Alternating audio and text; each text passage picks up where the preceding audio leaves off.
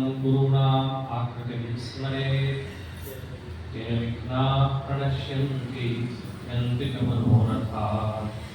अस्मद्गुरुसमारम्भां टीकाकृत्पादमध्यमाम् श्रीमदाचार्यपर्यन्तां वन्दे गुरुपरम्पराम्। वेदव्यासगुणाभासं विद्याधीशसतां वश मां निराशं गतक्लेशं कुर्वनाशं हरेशं। लक्ष्मीनारायणं नत्वा पूर्णबोधान् गुरूनपि कुर्मः श्रीकृष्णगीतायाः भाष्यार्थसंग्रहम्। धर्मक्षेत्रे कुरुक्षेत्रे समवेतायुत्सवः माता पाण्डवाश्चैव किमकुर्वत सञ्जय। अशोच्यानन्वशोचस्त्वं प्रज्ञावादांश्च भाषसे गतासु न गतासूश्च नाम शोचन्ति पण्डिताः। श्रीगुरुभ्यो नमः। हरिः ओम्।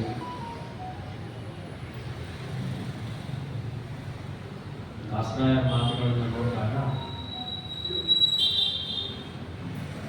ಗೋಪಾಲದಾಸರು ತಮ್ಮ ಧನ್ವಂತರಿಯ ಹಾಡನ್ನು ಮಾತಾಡ್ತಾರೆ. ವಸುಮತಿಯ ಮೇಲಿಂದು ಅಸುರ ಜನರೇ ಬಹಳ ವಶವೆಲ್ಲ ಕಲಿಯ ಮಾತೆ. ಅಸುರ ಜನರೇ ಬಹಳ ಅಂತ ಅವ್ರು ಹೇಳಿದಾಗ ಯಾವ ಅಸುರರೇ ಕಾಣಲ್ಲ, ಬರೀ ಮನುಷ್ಯರೇ ಇರೋದಲ್ಲ, ಅಸುರ ಜನರ ಜೊತೆಗೆ ಅವರು ಬಹಳ ಬೆಲೆ ಇರ್ತಾರೆ. ಸ್ವಲ್ಪ ವಿಚಾರ ಮಾಡಿ ನೋಡಿದಾಗ ಗೋಪಾಲದಾಸರನ್ನ ಏನೋ ಅಂತಿಮಲ್ಲಿ ಇಂಗ್ಲಿಷ್ ಎಕ್ಸಾಜುರೇಷನ್ ಅಂತ ಆ ಥರ ಹೇಳಿದ್ದಲ್ಲ, ವಸ್ತುಸ್ಥಿತಿ. ಅದು ಹೇಗೆ ವಸ್ತುಸ್ಥಿತಿ ಅಂತ ಪ್ರಶ್ನೆಗೆ ಉತ್ತರ ಬೇಕಾದರೆ 16ನೇ ಅಧ್ಯಾಯ ಭಗವದ್ಗೀತೆ ನೋಡಿದ್ರೆ ಗೊತ್ತಾಗುತ್ತೆ. ಇಲ್ಲಿ ಕೃಷ್ಣ ದ್ವೌ ಭೂತ ಸರ್ಗೌ ಲೋಕೇಸ್ಮಿನ್ ದೈವ ಆಸುರ ಏವ ಚ. ಆಸುರ ಸ್ವಭಾವ, ಅಸುರ ಜನರು ಅಂದ್ರೆ ಏನರ್ಥ? ತಾಮಸ ಸ್ವಭಾವವುಳ್ಳವರು ಅಥವಾ ತಾಮಸ ಗುಣ ಭರಿತರಾದವರು ಅನ್ನೋ ಅಭಿಪ್ರಾಯದಲ್ಲಿ ಕೃಷ್ಣ ಮಾತಾಡಿರೋದು. ಆ ಅಭಿಪ್ರಾಯವನ್ನು ಇಟ್ಟುಕೊಂಡೇನೆ ಗೋಪಾಲದಾಸರು ಕೂಡ ಏನಂತಿದ್ದು, ಅಸುರ ಜನರೇ ಬಹಳ, ಅದರಲ್ಲೂ ಕಲಿಯುಗದಲ್ಲಿ ವಿಶೇಷವಾಗಿ ಜಾಸ್ತಿ ಇರ್ತಾರೆ ತಾಮಸರು, ಸುತ್ತಮುತ್ತಲೇ ಇರ್ತಾರೆ. ಎಲ್ಲರೂ ಕೂಡ ಕಲಿಯ ಒಂದು ವಶಕ್ಕೆ ಒಳಗಾಗಿ ಸಾಧನೆಯನ್ನ ಎಷ್ಟರ ಮಟ್ಟಕ್ಕೆ ಅವರು ಮಾಡಬಹುದೋ ಅಷ್ಟಿಗಂತೇಳಿ ಮಾಡ್ಲಿಕ್ಕೆ ಆಗಲ್ಲ. ಅದನ್ನ ಶ್ರೀಹರಿ ಪರಿಹಾರ ಮಾಡುವುದು ತಾತ್ಪರ್ಯದಲ್ಲಿ ಅವರು ಸ್ತೋತ್ರ ಮಾಡಿರ್ತಾರೆ. ಸುತ್ತಲೂ ಹಾಗೆಲ್ಲ ಇದ್ದಷ್ಟೇ ಅಲ್ಲ, ಯಾವಾಗಲೂ ಕೂಡ ಆ ಅಸುರ ಜನರು ಬಹಳನೇ. ಮೇಲ್ನೋಟಕ್ಕೆ ನಾವೆಲ್ಲರೂ ಕೂಡ ತಾಮಸ ಸ್ವಭಾವದವರಲ್ಲ, ನಾವು ತಾಮಸರಲ್ಲ ಅಂತ ಹೇಳಿ ಅನ್ಕೋತಿರ್ತೀವಿ, ಅಥವಾ ನಮ್ಮಲ್ಲ ತಮೋ ಗುಣಗಳು ಇಲ್ಲ ಅಂತ ಅನ್ನೋ ಭಾವನೆ ಇರುತ್ತೆ. ಇಂಥ ಆಚಾರ್ಯರ ಸಿದ್ಧಾಂತದಲ್ಲಿ ನಾವು ಬಂದಾಗ ಏನೋ ಒಂದು ವಿಶೇಷ ಭಗವದ್ ಅನುಗ್ರಹ ನಮ್ಮನ್ನು ಇರಲೇಬೇಕು ಅಂತ ಅನ್ನೋ ಒಂದು ಭಾವನೆ ಇರುತ್ತಲ್ಲ, ಅದರ ಜೊತೆಗೆ ತಮೋ ಗುಣಗಳು ಇಲ್ಲ ಅನ್ನೋ ಒಂದು ಭ್ರಮೆ ಇರುತ್ತಲ್ಲ, ಅದನ್ನೇ ಬಿಡಬೇಕು ಅನ್ನೋ ತಾತ್ಪರ್ಯ. ಅದಕ್ಕೋಸ್ಕರ ಅದನ್ನು ವಿಸ್ತಾರವಾಗಿ ತಿಳಿಸ್ತಾರೆ. ಎಷ್ಟೋ ಅಂಶಗಳನ್ನ ನಾವು ಈ ಕಾಲದಲ್ಲಿ ಧರ್ಮ ಅಂತಲೇ ನೋಡಿಕೊಂಡು ಮಾಡ್ತಿರ್ತೀವಿ, ಆದರೆ ಅದೆಲ್ಲವೂ ಅಧರ್ಮದಲ್ಲಿ ಪರ್ಯವಸಾನವಾಗಿ ಅದು ತಮೋ ಗುಣದ ಒಂದು ಔನ್ನತ್ಯಕ್ಕೆ ಕಾರಣವಾಗಿ ಅನಂತವಸಿಗೆ ಕಾರಣ ಆಗ್ತಾ ಇರುತ್ತೆ. ಅಂತಹ ಚಿತ್ರ ವಿಚಿತ್ರ ಅಂಶಗಳನ್ನು ಪರಮಾತ್ಮ ತಿಳಿದಿರ್ತಾನೆ. ಮುಖ್ಯವಾಗಿ ನಿನ್ನೆ ದಿವಸ ನೋಡದಂತೆ ಬೌದ್ಧಿಕವಾಗಿ ಹಾಗೆ ತಾಮಸರ ಸ್ವಭಾವ ಇರುತ್ತೆ, ಅವರ ಮಾತುಗಳು ಯಾವ ರೀತಿಯಾಗಿರುತ್ತೆ, ಅದಕ್ಕೆ ತಕ್ಕಂತಹ ನಡೆನುಡಿಗಳು ಯಾವ ರೀತಿಯಾಗಿರುತ್ತೆ, ಅದು ಸ್ವಾಭಾವಿಕವಾಗಿದ್ದ ತಾಮಸರದ್ದು ಒಂದಾದರೆ, ಇನ್ನ ಹೊರಗಿನ ಪ್ರಭಾವಕ್ಕೋ ಮತ್ತೊಂದಕ್ಕೋ ಒಳಗಾಗಿ ತಮೋ ಗುಣದ ಒಂದು ಹೆಚ್ಚು ಯಾರಲ್ಲಿರುತ್ತೋ ಅವರಲ್ಲೂ ಕೂಡ ಆ ಅಂಶಗಳು ಕಂಡೇ ಕಾಣುತ್ತೆ. ಅದಕ್ಕೆ ನ ಶೌಚಂ ನಾಪಿಚಾಚಾರ ನ ಸತ್ಯಂ ತೇಷು ವಿದ್ಯತೆ ಅಂತ ಹೇಳಿ ಅವರಿಗೆ ಮಡಿ ಮೇಲಿಗೆ ಬೇಕಾಗಲ್ಲ, ಆಚಾರ ವಿಚಾರದ ಕಡೆ ಅವರಿಗೆ ಲಕ್ಷ್ಯ ಇರಲ್ಲ, ಮಾತಿನಲ್ಲಿ ಸತ್ಯಾಂಶಗಳ ಕೊರತೆ ಎದ್ದು ಕಾಣ್ತಾ ಇರುತ್ತೆ. ಇದನ್ನು ಪರಮಾತ್ಮ ಕ್ರಮವತ್ತಾಗಿ ತಿಳಿಸ್ತಾ ಬಂದ. ಅಷ್ಟೇ ಅಲ್ಲ, ಎಲ್ಲದಕ್ಕಿಂತಲೂ ಮುಖ್ಯವಾಗಿ ಯಾವ ಒಂದು ಅಜ್ಞಾನ ಇವರಲ್ಲಿ ಇತ್ತು ಅಂತಂದ್ರೆ ಅದು ಸಾಕ್ಷಾತ್ ತಮಸ್ಸಿಗೆ ಕಾರಣವಾಗುತ್ತೋ ಅಂತಹ ಅಜ್ಞಾನ ಯಾವ ರೀತಿಯಾಗಿರುತ್ತೆ ಅನ್ನೋದನ್ನು ತೋರಿಸಿಕೊಟ್ಟ. ಅದನ್ನೇ ಅಸತ್ಯಂ ಅಪ್ರತಿಷ್ಠಂತೆ ಜಗದಾಹುರಣೀಶ್ವರ, ಜಗತ್ತನ್ನು ಮಿಥ್ಯಾ ಅಂತಂದ್ರೆ ನಿಮಗೇನು ಹೊರಟಿವ್ರಿ ಅಂತ ಎಷ್ಟೋ ಜನ ಕೇಳ್ತಾರೆ. ಕೆಲವರು ಮಾದಿರಾಜ ಸ್ವಾಮಿಗಳು ಯುಕ್ತಿಮಲಿಕಾದ್ರೆ ಬಹಳ ಚೆನ್ನಾಗಿ ಉತ್ತರ ಕೊಟ್ಟಿದ್ದಾರೆ. ನಮಗೆ ಜಗತ್ತನ್ನು ಮಿಥ್ಯಾ ಅಂತ ಅನ್ನೋದು ಹೊಟ್ಟೆವುರಿ ಅಲ್ಲ ವಸ್ತುತಃ. ಯಾಕೆ ನಮಗೆ ಸ್ವಲ್ಪ ಮನಸ್ಸಿಗೆ ಕಸಿರಿಸಿ ಆಗತ್ತೆ ಆ ವಿಚಾರಗಳನ್ನು ಕೇಳಿದಾಗ ಅಂತಂದ್ರೆ ಅದು ಸಾಕ್ಷಾತ್ ಭಗವನ್ ನಿಂದೆ ಆಗತ್ತೆ ಅಂತ ಕಸಿರಿಸಿ ಆಗತ್ತೆ ಅಂತ. ಅದೇನ್ ನಿಂದೆ ಆಗತ್ತೆ? ನಾವು ಜಗತ್ತನ್ನು ಮಿಥ್ಯಾ ಅಂದ್ರೆ ನಿಮಗೇನ ಕಸಿರಿಸಿ ಭಗವನ್ ನಿಂದೆ ಹೇಗೆ ಅಂತಂದಾಗ ಅವರಂತ ಏಚ ಗ್ರಾಮ ಕಥಾಕಾದೆ ಆರಾಮಾದೇಗೆ, ದೇವರ ತನಕ ಇಲ್ಲಪ್ಪ, ಸಾಮಾನ್ಯವಾಗಿ ಒಂದು ವಿಚಾರ ತಗೊಳ್ಳೋಣ ಲೋಕದಲ್ಲೇನೆ, ಅವ್ರು ಯುಕ್ತಿಮಲ್ಲಿಕಾಕಾರಲ್ಲ, ಜಗತ್ತಿಗೆ ಅರ್ಥ ಆಗುವ ರೀತಿಯಲ್ಲಿ ವಿಚಾರ ಖಂಡನೆ ಮಾಡುವುದರಲ್ಲಿ ನಮ್ಮದು. ಲೋಕದಲ್ಲಿ ನೀನೇನೋ ಒಂದು ಕೆಲಸ ಮಾಡ್ತೀಯ, ಪಾರ್ಕ್ ನಿರ್ಮಾಣ ಮಾಡ್ತೀಯ, ನಿರ್ಮಾಣ ಮಾಡಿದ್ ನೀನೇ. ಆದ್ರೆ ಯಾರಾದ್ರೂ ಬಂದ್ಬಿಟ್ಟು ಇದು ಪಾಠ್ಯ ಅಲ್ಲರಿ ಏನೋ ಮರ ನೆಟ್ಟಿದ್ದಾನಷ್ಟೇ, ನಿಮಗೆ ತೋರ್ತಾ ಇದೆ ಅದು ಏನು ಅಲ್ಲ ಇದು ಅಂತ ಅಂದ್ರೆ ನಿಮ್ಗೇನ್ ಅನ್ಸುತ್ತೆ? ಅವನು ಯಾರು ಮಾಡಿದ್ದಾನೋ ಅವನಿಗೇನು ಅನ್ನಿಸ್ದೇ ಇರ್ಬೋದು. ಅವನು ಮಾಡ್ದ, ಜಗತ್ತಿಗೆ ಅಂತ ಕೊಟ್ಟ, ತಾನು ನಡೆದ. ಆದ್ರೆ ಅವನನ್ನ ಯಾರು ಹಚ್ಕೊಂಡಿರ್ತಾರಲ್ಲ, ಅವನನ್ನ ಆಪ್ತರು ಅಂತ ಯಾರು ಭಾವಿಸಿರ್ತಾರಲ್ಲ, ಅವನಿಗೆ ಏನಾದ್ರು ಅಂದ್ರೆ ನಾ ಮುಂದೆ ಬಂದು ನೋಡ್ಕೊತೀನಿ ಅಂತ ಇರ್ತಾರಲ್ಲ, ಅವ್ರ ಪ್ರತಿಕ್ರಿಯೆ ಹೇಗಿರ್ಬೇಕು? ಹಂಗ್ಯಾಕಂತೀವೋ ಎಷ್ಟು ಚೆನ್ನಾಗಿ ಅವರು ನಿರ್ಮಾಣ ಮಾಡಿಕೊಂಡಿದ್ದಾರೆ, ಎಷ್ಟು ಜನರು ಆನಂದವಾಗಿದ್ದಾರೆ, ನಡೆದಾಡ್ತಾ ಇದ್ದಾರೆ, ಆರೋಗ್ಯಾದಿಗಳನ್ನು ಪಡಿತಾ ಇದ್ದಾರೆ. ಅದನ್ನ ನೋಡ್ಬಿಟ್ಟು ಇದು ಏನೂ ಅಲ್ಲ ಅನಿಸ್ತಾ ಇದೆ ಪಾರ್ಕ್ ತರ, ಅದು ಪಾರ್ಕ್ ಅಲ್ಲ ಇದು ಅಂತಂದ್ರೆ ಏನಿರ್ಬೇಕು? ಸಾಕ್ಷಾತ್ತಾಗಿ ಅದನ್ನ ನಿರ್ಮಾಣ ಮಾಡಿದವರು ಬೈಲಂತಾನೆ ಅದು. ಹಾಗೇನೆ ಇಲ್ಲೂ ಯಾವ ಬ್ರಹ್ಮಾಂಡವನ್ನ ಪರಮಾತ್ಮ ತನಗೋಸ್ಕರ ಅಲ್ಲ ಜಗತ್ತಿಗೋಸ್ಕರ ಅಂತ ನಿರ್ಮಾಣ ಮಾಡಿಕೊಟ್ಟಿದ್ದಾನೋ ಅಂತಹ ಒಂದು ಸೃಷ್ಟಿಯನ್ನ ಜಗತ್ತು ಸಾಧನೆ ಅಂತ ಭಾವಿಸಿ ಸಾಧನೆಯನ್ನು ಮಾಡಿ ಮೋಕ್ಷಾದಿ ಪುರುಷಾರ್ಥವನ್ನ ಆನಂದವನ್ನು ಪಡಿತಾ ಇದೆಯೋ ಅಂತಹದ್ದನ್ನ ನೀವೇನಂತ ಇರೋದು? ಕಾಣಿಸ್ತಾ ಇದೆ, ಅದಲ್ಲ. ಅವನು ನಿರ್ಮಾಣನೇ ಮಾಡಿಲ್ಲ, ಮಾಡಿರೋದೆಲ್ಲ ಸುಳ್ಳು ಅಂತಂದ್ರೆ ಯಾರು ನಿಂದೆ ಮಾಡ್ದಂಗಾಯ್ತು? ಭಗವನ್ನಿಂದೆ ತಾನೆ. ಅದಕ್ಕೆ ಅವರಂತಾರೆ ಅಥೋ ಮಾಯಾ ವಾದಿಮತ ನಾಮ್ನಾ ಪ್ರತಿಜಿಗುಪ್ಸಿತ. ನಾವು ಅದಕ್ಕೋಸ್ಕರವಾಗಿ ಯಾರು ಜಗತ್ತನ್ನು ಮಿಥ್ಯಾ ಅಂತಾರೋ ಅದು ನೇರವಾಗಿ ಯಾರನ್ನ ನಿಂದೆ ಮಾಡಿದ ಹಾಗೆ? ಭಗವನ್ ನಿಂದೆ ಮಾಡಿದ ಹಾಗೆ. ಈ ಒಂದು ಅಜ್ಞಾನ ಇದೆಯಲ್ಲ, ಜಗನ್ ಮಿಥ್ಯಾ ಅನ್ನುವ ಅಜ್ಞಾನ, ಇದು ಸಾಕ್ಷಾತ್ತಾಗಿ ತಮಸ್ಸಿಗೆ ಕಾರಣವಾಗುವಂತಹ ಅಂಶ. ಇದನ್ನ ತಾಮಸರು ಸ್ವಾಭಾವಿಕವಾಗಿ ಹೊಂದಿರ್ತಾರೆ, ಮಿಕ್ಕವರು ಅವರ ಪ್ರಭಾವಕ್ಕೆ ಒಳಪಟ್ಟು ಅದನ್ನು ಪಡೆದಿರ್ತಾರೆ. ಸಜ್ಜನರ ಸಹವಾಸ ಆದಾಗ ಆ ಅಜ್ಞಾನದಿಂದ ಅವರು ದೂರೀಕೃತರಾಗಿ ಭಗವತ್ ಪ್ರಿಯವಾದ ಮಾರ್ಗದಲ್ಲಿ ಅವರು ನಡೀತಾರೆ. ಆದ್ದರಿಂದ ಬೌದ್ಧಿಕವಾಗಿ ಯಾವ ರೀತಿಯಾಗಿ ತಾಮಸರಿರ್ತಾರೆ ಅನ್ನೋದನ್ನು ತಿಳಿಸಿ, ಬರೀ ತಮ್ಮಷ್ಟಕ್ಕ ಹಾಳಾಗ್ತಾರೆ ಅಂತಲ್ಲ, ಅದನ್ನು ಜಗತ್ತಿನ ತುಂಬ ಹರಡಿ ಕ್ಷಯಾಯ ಜಗತೋಹಿತಾಹ ಎಲ್ಲ ಕಡೆ ಅದೇ ವಾದವನ್ನೇ ಹರಡ್ತಾರೆ.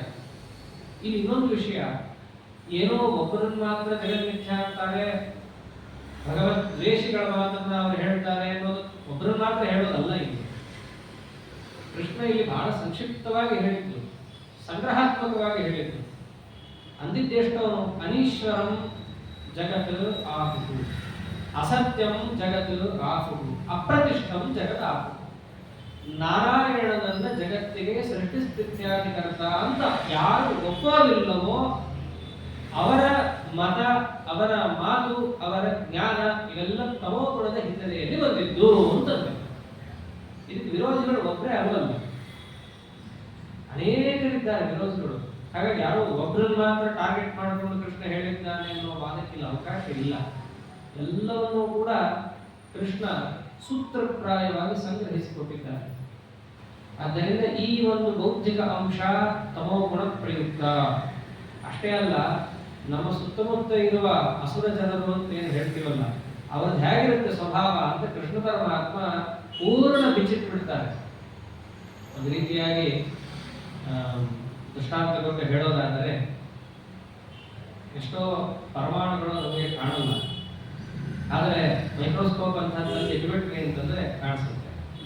ಇನ್ನ ಹೇಳಬೇಕು ಅಂತಂದ್ರೆ, ಸಣ್ಣ ಮಕ್ಕಳಿದ್ದಾಗ ಸ್ಕೂಲಲ್ಲೆಲ್ಲ ತೋರಿಸ್ತಾರೆ, ಮಕ್ಕಳು ಕೈ ತೊಳ್ಕೊಳ್ಳದೆ ಊಟ ಮಾಡ್ತಾರೆ, ತಪ್ಪು ಅಂತ ತಿಳಿಸೋದಕ್ಕೋಸ್ಕರವಾಗಿ ಅವರು ಉಗುರಲ್ಲಿರುವಂತಹ ಕೊಳೆಯನ್ನ ತೆಗೆದು ಒಂದು ಕಡೆ ಇಟ್ಟು ಅಲ್ಲಿ ಮೈಕ್ರೋಸ್ಕೋಪ್ ಹಾಕಿ ತೋರಿಸ್ತಾರೆ. ಅದು ಹುಳಗಳು ಓಡಾಡೋದು ನೋಡ್ತವೆ ಹುಡುಗರು. ಆಮೇಲೆ ಏನ್ ಮಾಡ್ತವೆ, ಹಿಂಗ್ ಮಾಡಬಾರ್ದು, ನಾವು ಇಷ್ಟು ಹುಳ ತಿಂತಾ ಇದೀವ ಅಂತ ಹೇಳಿ ಕೈ ಚೆನ್ನಾಗಿ ತೊಳ್ಕೊಂಡು ಊಟ ಮಾಡ್ತಾರೆ.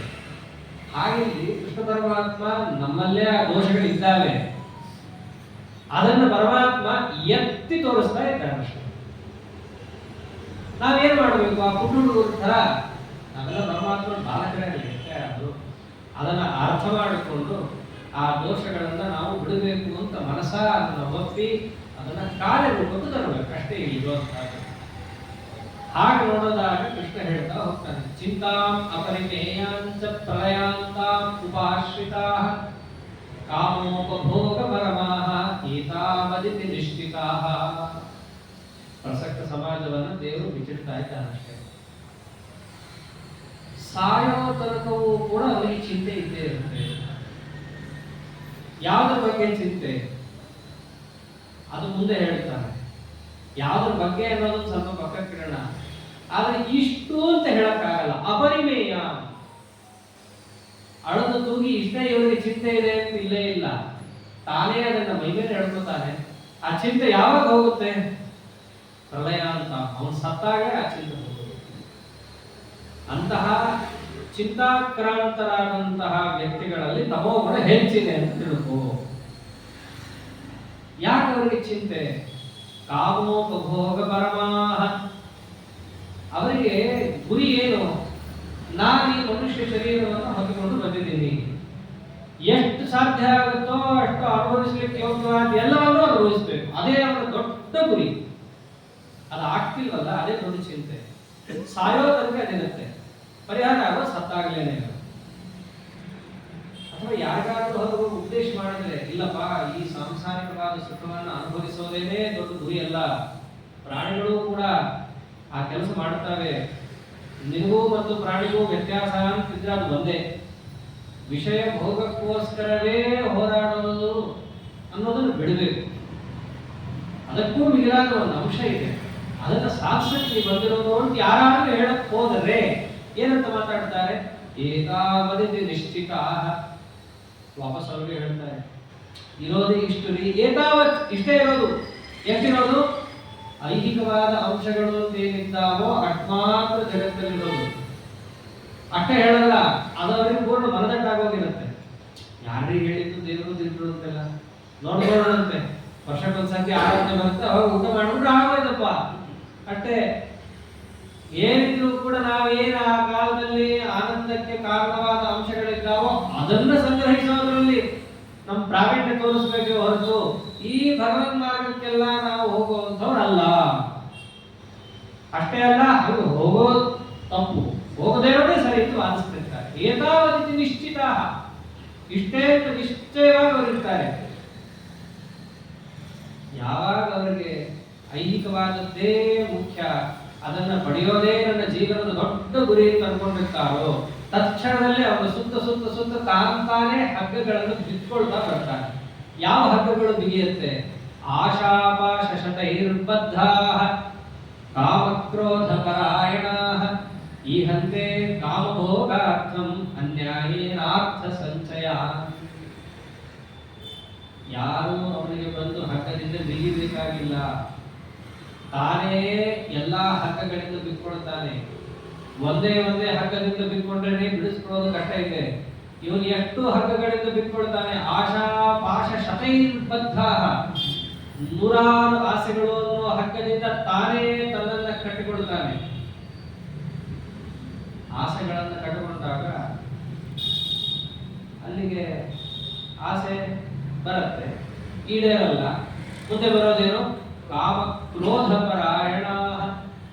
ಕಾಮ ಕ್ರೋಧಗಳಿಗೆ ದೊಡ್ಡ ಮನೆಯಂತೆ ಆಗಿ ಹೋಗುತ್ತಾನೆ. ಅವನು ಯಾವುದಕ್ಕೆ ಮನೆ ಆಗಬೇಕಿತ್ತು ವಸ್ತುತಃ, ಯಾವುದಕ್ಕೆ ಮನೆ ಆದ ಅಂತ ದೇವರು ತೋರಿಸ್ತಾನೆ. ಅವನು ಆಗಬೇಕಾಗಿದ್ದು ಯಾವುದಕ್ಕೆ ಮನೆ? ದೈವಿ ಸಂಪತ್ತು, ಅದರಿಂದ ಪಡಿಬೇಕಾದಂತಹ ಪುಣ್ಯಾದಿಗಳು, ಅದರೆಲ್ಲರಿಂದಲೂ ಮುಖ್ಯವಾಗಿ ಗಮ್ಯ ಆದಂತಹ ಭಗವತ್ ಸಂವಿಧಾನಕ್ಕೆ ಇವನು ಆಶ್ರಯ ಆಗಬೇಕಿತ್ತು. ಅದಕ್ಕೆ ಪರಾಯಣ ಆಗಬೇಕಿತ್ತು. ಆಗಿದ್ದ ಕಡೆ ಯಾವುದಕ್ಕೆ ಇವನು ಕಾಮಕ್ರೋಧ ಪರಾಯಣ. ಅಷ್ಟಾಗಿ ಏನ್ ಮಾಡ್ತಾನೆ ಜೀವನದಲ್ಲಿ? ಆಸೆ ಇದೆ, ಈಡೇರಿಸ್ಕೋಬೇಕಲ್ಲ, ಈಡೇರಿಸ್ಕೊಳ್ಬೇಕು ಅಂತ ಹೇಳಿ ಏನ್ ಮಾಡ್ತಾನೆ? ಹುಡುಕ್ತಾನೆ ದಾರಿಗಳನ್ನು. ಸಮಾಜದಲ್ಲಿ ನಾವು ಏನೇನು ಬಯಸ್ತೇವೋ ಅದೆಲ್ಲವನ್ನೂ ಕೂಡ ಪಡಿಬೇಕು ಅಂತಂದ್ರೆ ಇರೋದು ಒಂದೇ ದಾರಿ. ಏನು? ದುಡ್ಡು. ದುಡ್ಡು ಸಂಪಾದಿಸಬೇಕು. ಸಂಪಾದಿಸಕ್ಕೆ ಹೇಳ್ತಾರೆ. ಇದನ್ನ ಬಹಳ ಚೆನ್ನಾಗಿ ಇನ್ನ ವಿಸ್ತಾರವಾಗಿ ಹೇಳಿದವರು ಪ್ರಹ್ಲಾದರಾಜರು. 5 ವರ್ಷದ ಹುಡುಗರು ಎಲ್ಲಾ ದೈತ್ಯ ಪಾಲಕರನ್ನು ಕೂಡಿಸಿಕೊಂಡು ಇದನ್ನು ಉಪದೇಶ ಮಾಡ್ತಾರೆ. ಎಲ್ಲರ ತಲೆಯಲ್ಲಿ ಏನಿರುತ್ತೆ? ಪ್ರಹ್ಲಾದ, ನಾವು ಓದ್ತೀವಿ, ಮುಂದೆ ಓದ್ತೀವಿ, ಸಣ್ಣ ಹುಡುಗರಿದ್ದಾಗಿದ್ದ ಯಾಕೆ ಇಷ್ಟು ನಮಗೆ ಟಾರ್ಚರ್ ಕೊಡೋ ಲೆವೆಲ್ಗೆ ಆಟ ಆಡಬೇಡ್ರಿ, ಭಗವನ್ ಮಾರ್ಗ ಹಿಡಿದ್ರಿ, ಭಾಗವತ ಧರ್ಮ ಹಿಡಿದ್ರಿ, ನಿಜಾಗಿ ಹೇಳ್ತಾ ಇದೆಯಾ? ಮುಂದೆ ಮಾಡ್ತೀವಿ ಅಂತಂದಾಗ ಪ್ರಹ್ಲಾದರಾಜರಂತಾರೆ, ಪುನರ್ಛತೃಷ್ಣಾಂ ವಿಸರ್ಜೆ ಪ್ರಾಣೇಭ್ಯೋಪಿ ಗರೀಯಸಿ. ನಿಮ್ ಪ್ರಾಣ ಪಣಕ್ಕಿಟ್ಟಾದರೂ ಕೂಡ ನೀವು ಆ ದುಡ್ಡಿನ ಒಂದು ಬಾಯಾರಿಕೆಯನ್ನ ತೀರಿಸಿಕೊಳ್ಳಿಕ್ಕೆ ಹೋಗ್ತೀರಿ. ಎಲ್ಲಿ ತನಕ ಹೋಗ್ತಾನೆ? ತಸ್ಕರೋ ಒಣಿ. ಅವನು ವ್ಯಾಪಾರ ಮಾಡ್ತಾನೆ, ಜೀತದಾಳ ಆಗ್ಲಿಕ್ಕೂ ತಯಾರಿರ್ತಾನೆ. ಅಷ್ಟೇ ಯಾಕೆ, ಕಳ್ಳ ಆಗ್ಲಿಕ್ಕೂ ತಯಾರಿರ್ತಾನೆ. ಅಷ್ಟು ದುಡ್ಡಿನ ಒಂದು ದಾಹ ಅವನಿಗೆ ಏರ್ಪಾಟಾಗುತ್ತೆ. ಅದರಲ್ಲೂ ಕೂಡ ತಮೋಗುಣ ಹೆಚ್ಚಿದ್ದವರು ಯಾವ ರೀತಿಯಾಗಿ ವರ್ತಿಸ್ತಾರೆ ಅಂತ ಕೃಷ್ಣ ಅಂತಾನೆ. ಈ ಹಂತೆ ಕಾಮಭೋಗಾರ್ಥಂ, ತಾವು ಬಯಸಿದ್ದನ್ನ ಅನುಭವಿಸಬೇಕು, ಅದಕ್ಕಿರುವ ದಾರಿ ದುಡ್ಡು. ಅದನ್ನು ಸಂಪಾದನೆ ಇಲ್ಲೊಂದೇ ಒಂದು ಕೆಲಸ ಮಾಡಿದ್ರೆ ಸಾಲದು, ಮತ್ತೇನು ಮಾಡಬೇಕು? ಅನ್ಯಾಯೇನಾರ್ಥ ಸಂಚಯ, ಅನ್ಯಾಯೇನ ಅರ್ಥ ಸಂಚಯ. ಅನ್ಯಾಯ ಮಾರ್ಗದಿಂದ ನಾನು ಅರ್ಥವನ್ನು ಸಂಚಯ ಮಾಡಬೇಕು. ಇದು ಮೇಲ್ನೋಟಕ್ಕೆ ಸುಲಭವಾಗಿ ಎಲ್ರಿಗೂ ಅರ್ಥ ಆಗುವಂತಹದ್ದು ಅನಿಸುತ್ತೆ. ಆದರೆ ಸ್ವಲ್ಪ ಒಳಹೊಕ್ಕಿ ನೋಡಿದಾಗ ಈ ಮಾತು ದೇವರು ಎಲ್ಲರಿಗೂ ಹೇಳ್ತಾ ಇರುವಂತಹದ್ದು. ಅರ್ಥ ಸಂಚಯಕ್ಕೆ ಪರಮಾತ್ಮ ದಾರಿಗಳನ್ನು ಶಾಸ್ತ್ರದಲ್ಲೇ ಹೇಳಿದ್ದಾನೆ. ಹೆಂಗೆ ದುಡಿಬೇಕು, ಯಾರ್ಯಾರು ಹೇಗೆ ದುಡಿಬೇಕು. ಕಾರಣ ಶರೀರ ಅನ್ನೋದನ್ನು ಪರಮಾತ್ಮ ಕೊಟ್ಟಾಗ ಅದಕ್ಕೆ ಅನ್ನ ಹಾಕಬೇಕಾದದ್ದು ಎಲ್ಲರಿಗೂ ಇರುವಂತಹ ಸಾಮಾನ್ಯ ನಿಯಮ. ಅನ್ನ ಹಾಕಬೇಕು ಅಂತಂದ್ರೆ ಅದಕ್ಕೆ ಅರ್ಥ ಬೇಕೇ ಬೇಕು. ಆ ಅರ್ಥ ಸಂಚಯಕ್ಕೆ ಅನೇಕ ದಾರಿಗಳನ್ನು ಹೇಳಿದ್ದಾನೆ.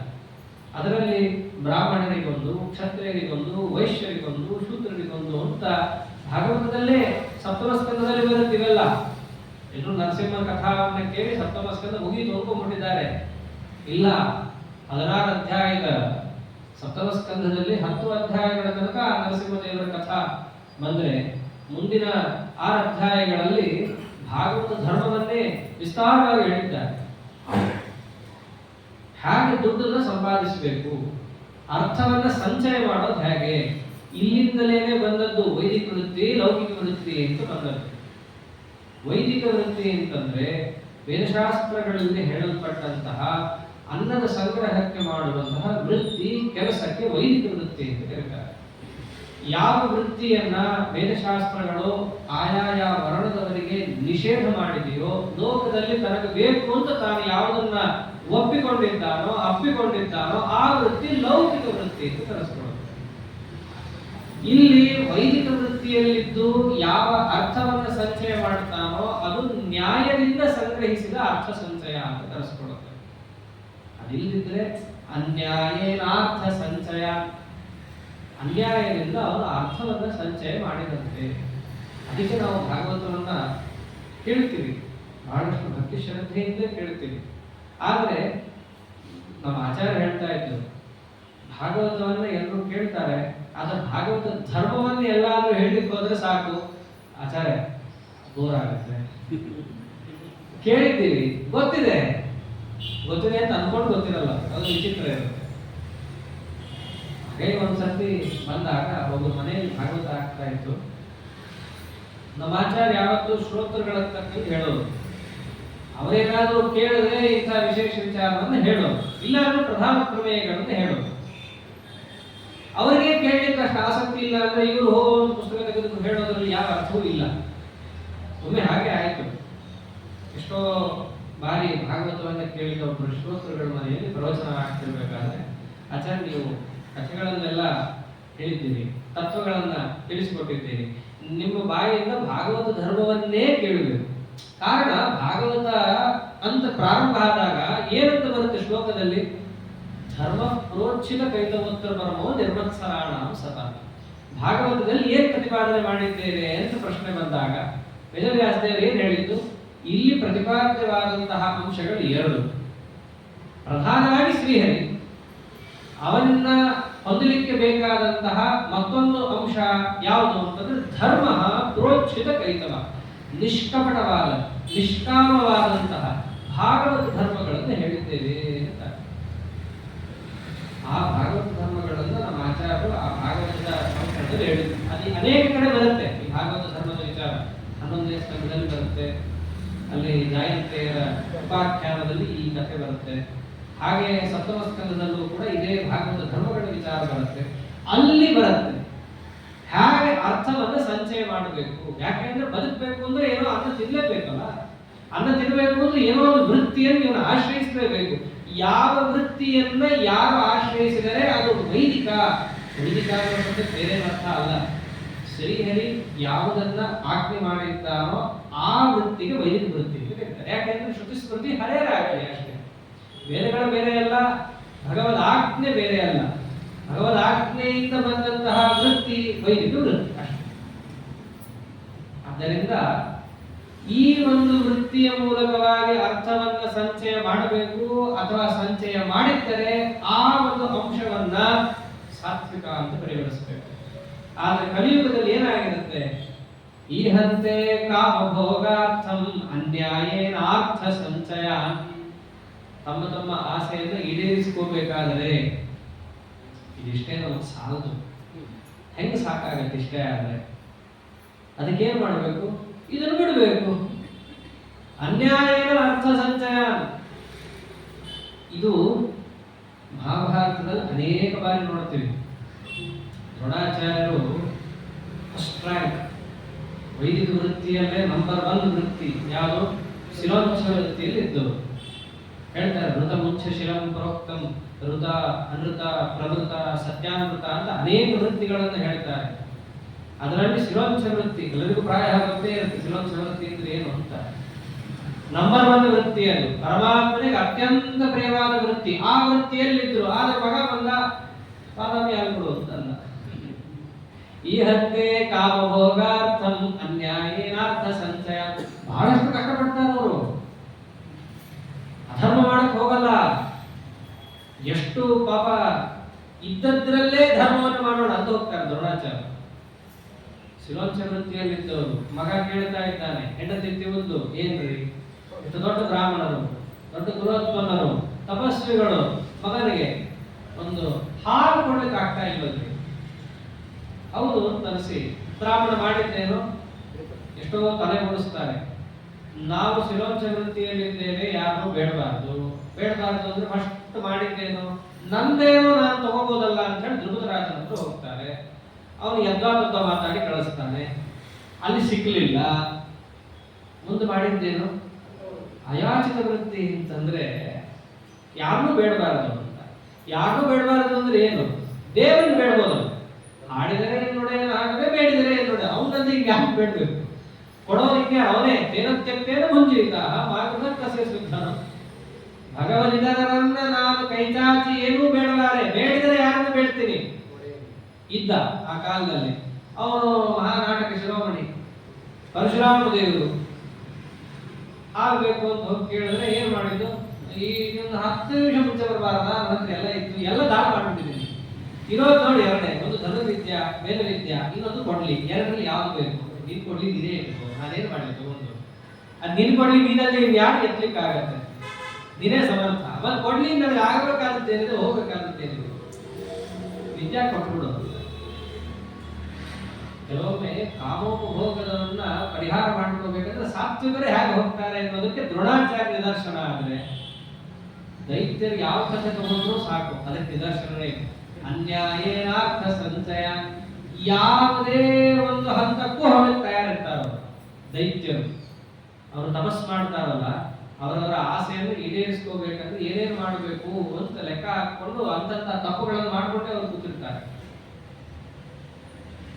ಈ ಮಹಾಭಾರತದಲ್ಲೇ ತಗೊಳ್ಳೋದಾದ್ರೆ ಘಟಾಕರಣ ಅನ್ನೋ ಪಿಶಾಚಿ ಇರುತ್ತೆ. ಅದು ಒಳ್ಳೆಯದೇ ಇದ್ರೂ ಕೂಡ ಏನ್ ಮಾಡ್ತಾ ಇರುತ್ತದು, ನನಗೆ ಶಿವ ಒಲಿಬೇಕು ಅಂದ್ರೆ ಏನ್ ಮಾಡ್ಬೇಕು, ಇಂತಿಂತ ಕೆಲಸಗಳನ್ನು ಮಾಡಬೇಕಂತ ತಾನೇ ಅನ್ಕೊಂಡು ಅಬದ್ಧ ಕೆಲಸನೇ ಮಾಡ್ತಾ ಇರುತ್ತೆ.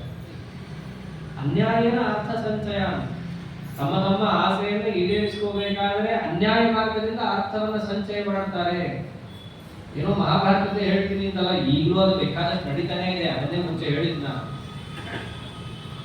ಆದ್ದರಿಂದ ಹಾಗೆ ನಡೀತಾ ಇದೆ ಅಂತಂದಾಗ ಏನಂತ ತಿಳ್ಕೋಬೇಕು, ನಾವು ಕರೆಕ್ಟಾಗಿದ್ದೀವಿ, ಕಾಲಕ್ಕೆ ತಕ್ಕಂಗಿದ್ದೀವಿ ಅಂತಲ್ಲ, ನಾವು ಅಬದ್ಧನೇ ಇದ್ದೀವಿ, ನಮ್ಮ ಯೋಗ್ಯತೆ ಅಷ್ಟಿದೆ, ಶ್ರೀಹರಿ ನಿನ್ನ ಕಾರುಣ್ಯ ನಮ್ಮ ಮೇಲೆ ಆಗಿ ಸರಿಯಾದ ಮಾರ್ಗದಲ್ಲಿ ನೀನು ನಮ್ಮನ್ನ ಕೈ ಹಿಡಿದು ನಡೆಸು ಅಂತ ಕೇಳ್ಕೋಬೇಕೇ ಹೊರತು ಝಾಡಿಸ್ಕೊಂಡು ಹೋಗೋದಲ್ಲ. ಸಾತ್ವಿಕರಿಗೂ ತಾಮಸರಿಗೂ ಇಷ್ಟು ವ್ಯತ್ಯಾಸ ಇರುತ್ತೆ. ಸರಿ, ಕೃಷ್ಣ ಏನಂದ, ಹುಟ್ಟದಾಗಿಂದ ಸಾಯೋ ತನಕ ಚಿಂತೆ ಇರುತ್ತೆ ಅಂತಂದಲ್ಲ, ಚಿಂತೆ ಯಾವ ರೀತಿಯಾಗಿರುತ್ತೆ ಅಂತ ತಿಳಿಸ್ತಾರೆ. ಹೇಗೆ ಚಿಂತೆ ಇರುತ್ತೆ ಅವರು, ಇದಮದ್ಯಮಯ ಲಬ್ಧಂ ಇದಂ ಪ್ರಾಪ್ಸೆ ಮನೋರಥಂ ಇದಮಸ್ತಿ ನಮಪಿ ಮೇ ಭವಿಷ್ಯದಿ ಪುನರ್ಧನಂ.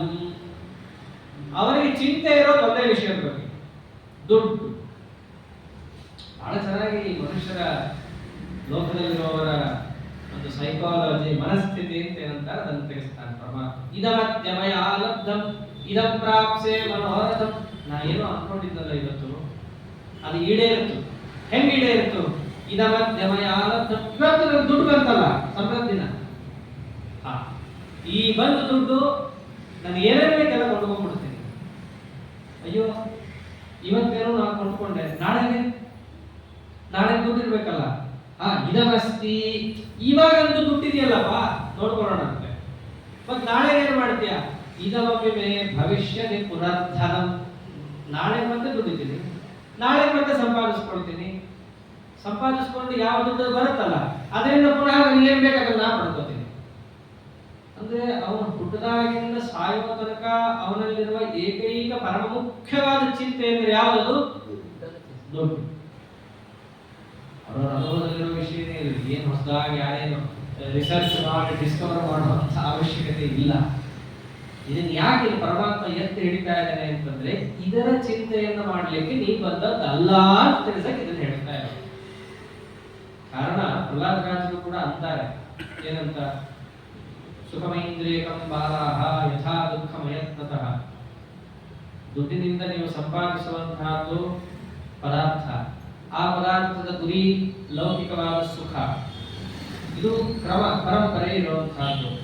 ಆದರೆ ಪದಾರ್ಥ ಸಂಪಾದನೆಗೆ ದುಡ್ಡು ಕಾರಣ ಆಗಬಹುದೇ ಹೊರತು ಪದಾರ್ಥದಿಂದ ಸುಖ ನಿಮಗೆ ಬರಬೇಕು ಅಂತಂದ್ರೆ ಅದು ನಿಮ್ಮ ಹಣೆಯಲ್ಲಿ ಪರಮಾತ್ಮ ಕೆತ್ತಿರಬೇಕು. ಪದಾರ್ಥದಿಂದ ಮಾತ್ರಕ್ಕೆ ನಿಮಗೆ ಸುಖ ಸಿಗಲ್ಲ. ನಿಮಗೆ ಇಂತಿಷ್ಟೇ ಸುಖ ಇಂತಿಷ್ಟೇ ದುಃಖ ಅಂತ ಪರಮಾತ್ಮ ಮುಂಚೆಯೇ ನಿರ್ಣಯ ಮಾಡಿ ದಬ್ಬಿರ್ತಾನೆ. ಬಹಳ ಸ್ವಾರಸ್ಯವಾದ ಅಂಶ ಇದು. ಸುಖ ದುಃಖ ನಿರ್ಣಯ ಮಾಡಿ ದಬ್ಬಿರ್ತಾನೆ ಪರಮಾತ್ಮ. ಆದ್ರೆ ನಾವು ಪದಾರ್ಥವನ್ನ ಸಂಗ್ರಹ ಮಾಡ್ಲಿಕ್ಕೆ ಹೋಗಿ ಇದರಿಂದ ಸುಖ ಅಂತ ಅನ್ಕೊಂಡು ಹೋಗ್ತಿರ್ತೀವಿ. ಇದಕ್ಕೆ ದೃಷ್ಟಾಂತ ಏನು, ಪ್ರಹ್ಲಾದ ನೀ ಹೇಳೋದು ಸುಲಭ, ಆದ್ರೆ ಅನುಷ್ಠಾನ ಅದು ಕಷ್ಟ. ಇದು ಸುಖಕ್ಕೋಸ್ಕರ ಪ್ರಯತ್ನ ಮಾಡಬೇಡ ಅಂತ ಹೇಳಿದ್ರೆ ಹೆಂಗೆ ನಾವು ಕೇಳೋದು ಅಂತಂದ್ರೆ ಅವ್ರು ದೃಷ್ಟಾಂತ ಕೊಡ್ತಾರೆ. ಯಥಾ ದುಃಖ ಮಯತ್ನತಃ ಅಂತಂದ್ರೆ, ನೀವೇನಾದ್ರೂ ದುಃಖಕ್ಕೆ ಪ್ರಯತ್ನ ಪಡ್ತೀರಾ, ಯಾರಾದ್ರೂ ನನಗೆ ನೋವಾಗಲಿ ಚುಚ್ಕೊಡೋದು ಅಥವಾ ಮತ್ತೊಬ್ಬರ ಕೈಗೆ ಹೊಡೆಸ್ಕೊಡೋದು, ಇವೆಲ್ಲ ಹುಚ್ಚು ಯಾರಾದ್ರೂ ಮಾಡ್ತಾರೆ? ಮಾಡಲ್ಲ. ಆದ್ರೂ ಬೇಡ ಅಂದ್ರೂ ಏನೇನೋ ದುಃಖಗಳು ಬಂದು ಬಡಿತಾನೆ ಇರುತ್ತೆ ಅವ್ರಿಗೆ. ಯಾಕೆ ಬಡಿತು? ಯಾವ ಪ್ರಯತ್ನವನ್ನು ನೀವು ಪಡದೆ ಹೇಗೆ ದುಃಖ ನಿಮ್ಮನ್ನ ಆವರಿಸಿದೆಯೋ ಅದನ್ನ ದೃಷ್ಟಾಂತವಾಗಿಟ್ಟುಕೊಂಡು ನೀವೇನ್ ತಿಳ್ಕೊಳ್ರಿ, ಈ ಲೌಕಿಕ ಸುಖವೂ ಕೂಡ ನಿಮ್ಮ ಪ್ರಯತ್ನದಿಂದಾಗಿ ಬರುತ್ತೆ ಅಂತಲ್ಲ. ಮತ್ತು ನಮ್ಮ ಪ್ರಯತ್ನ ಯಾತಕ್ಕೋಸ್ಕರ ಇರಬೇಕು? ಈ ಲೌಕಿಕ ಸುಖ ದುಃಖಕ್ಕಲ್ಲ. ಯಾವತ್ತೋ ಒಂದಿನ ಖಾಲಿಯಾಗೋ ಸುಖ ದುಃಖಕ್ಕೋಸ್ಕರ ನೀವು ಪ್ರಯತ್ನ ಅಲ್ಲ, ಯಾವ ಪ್ರಯತ್ನ ಪಡೋದೇ ಆಗಲಿ ಉತ್ತಮವಾದ ಪ್ರಯತ್ನ ಪಡ್ತೀವಿ.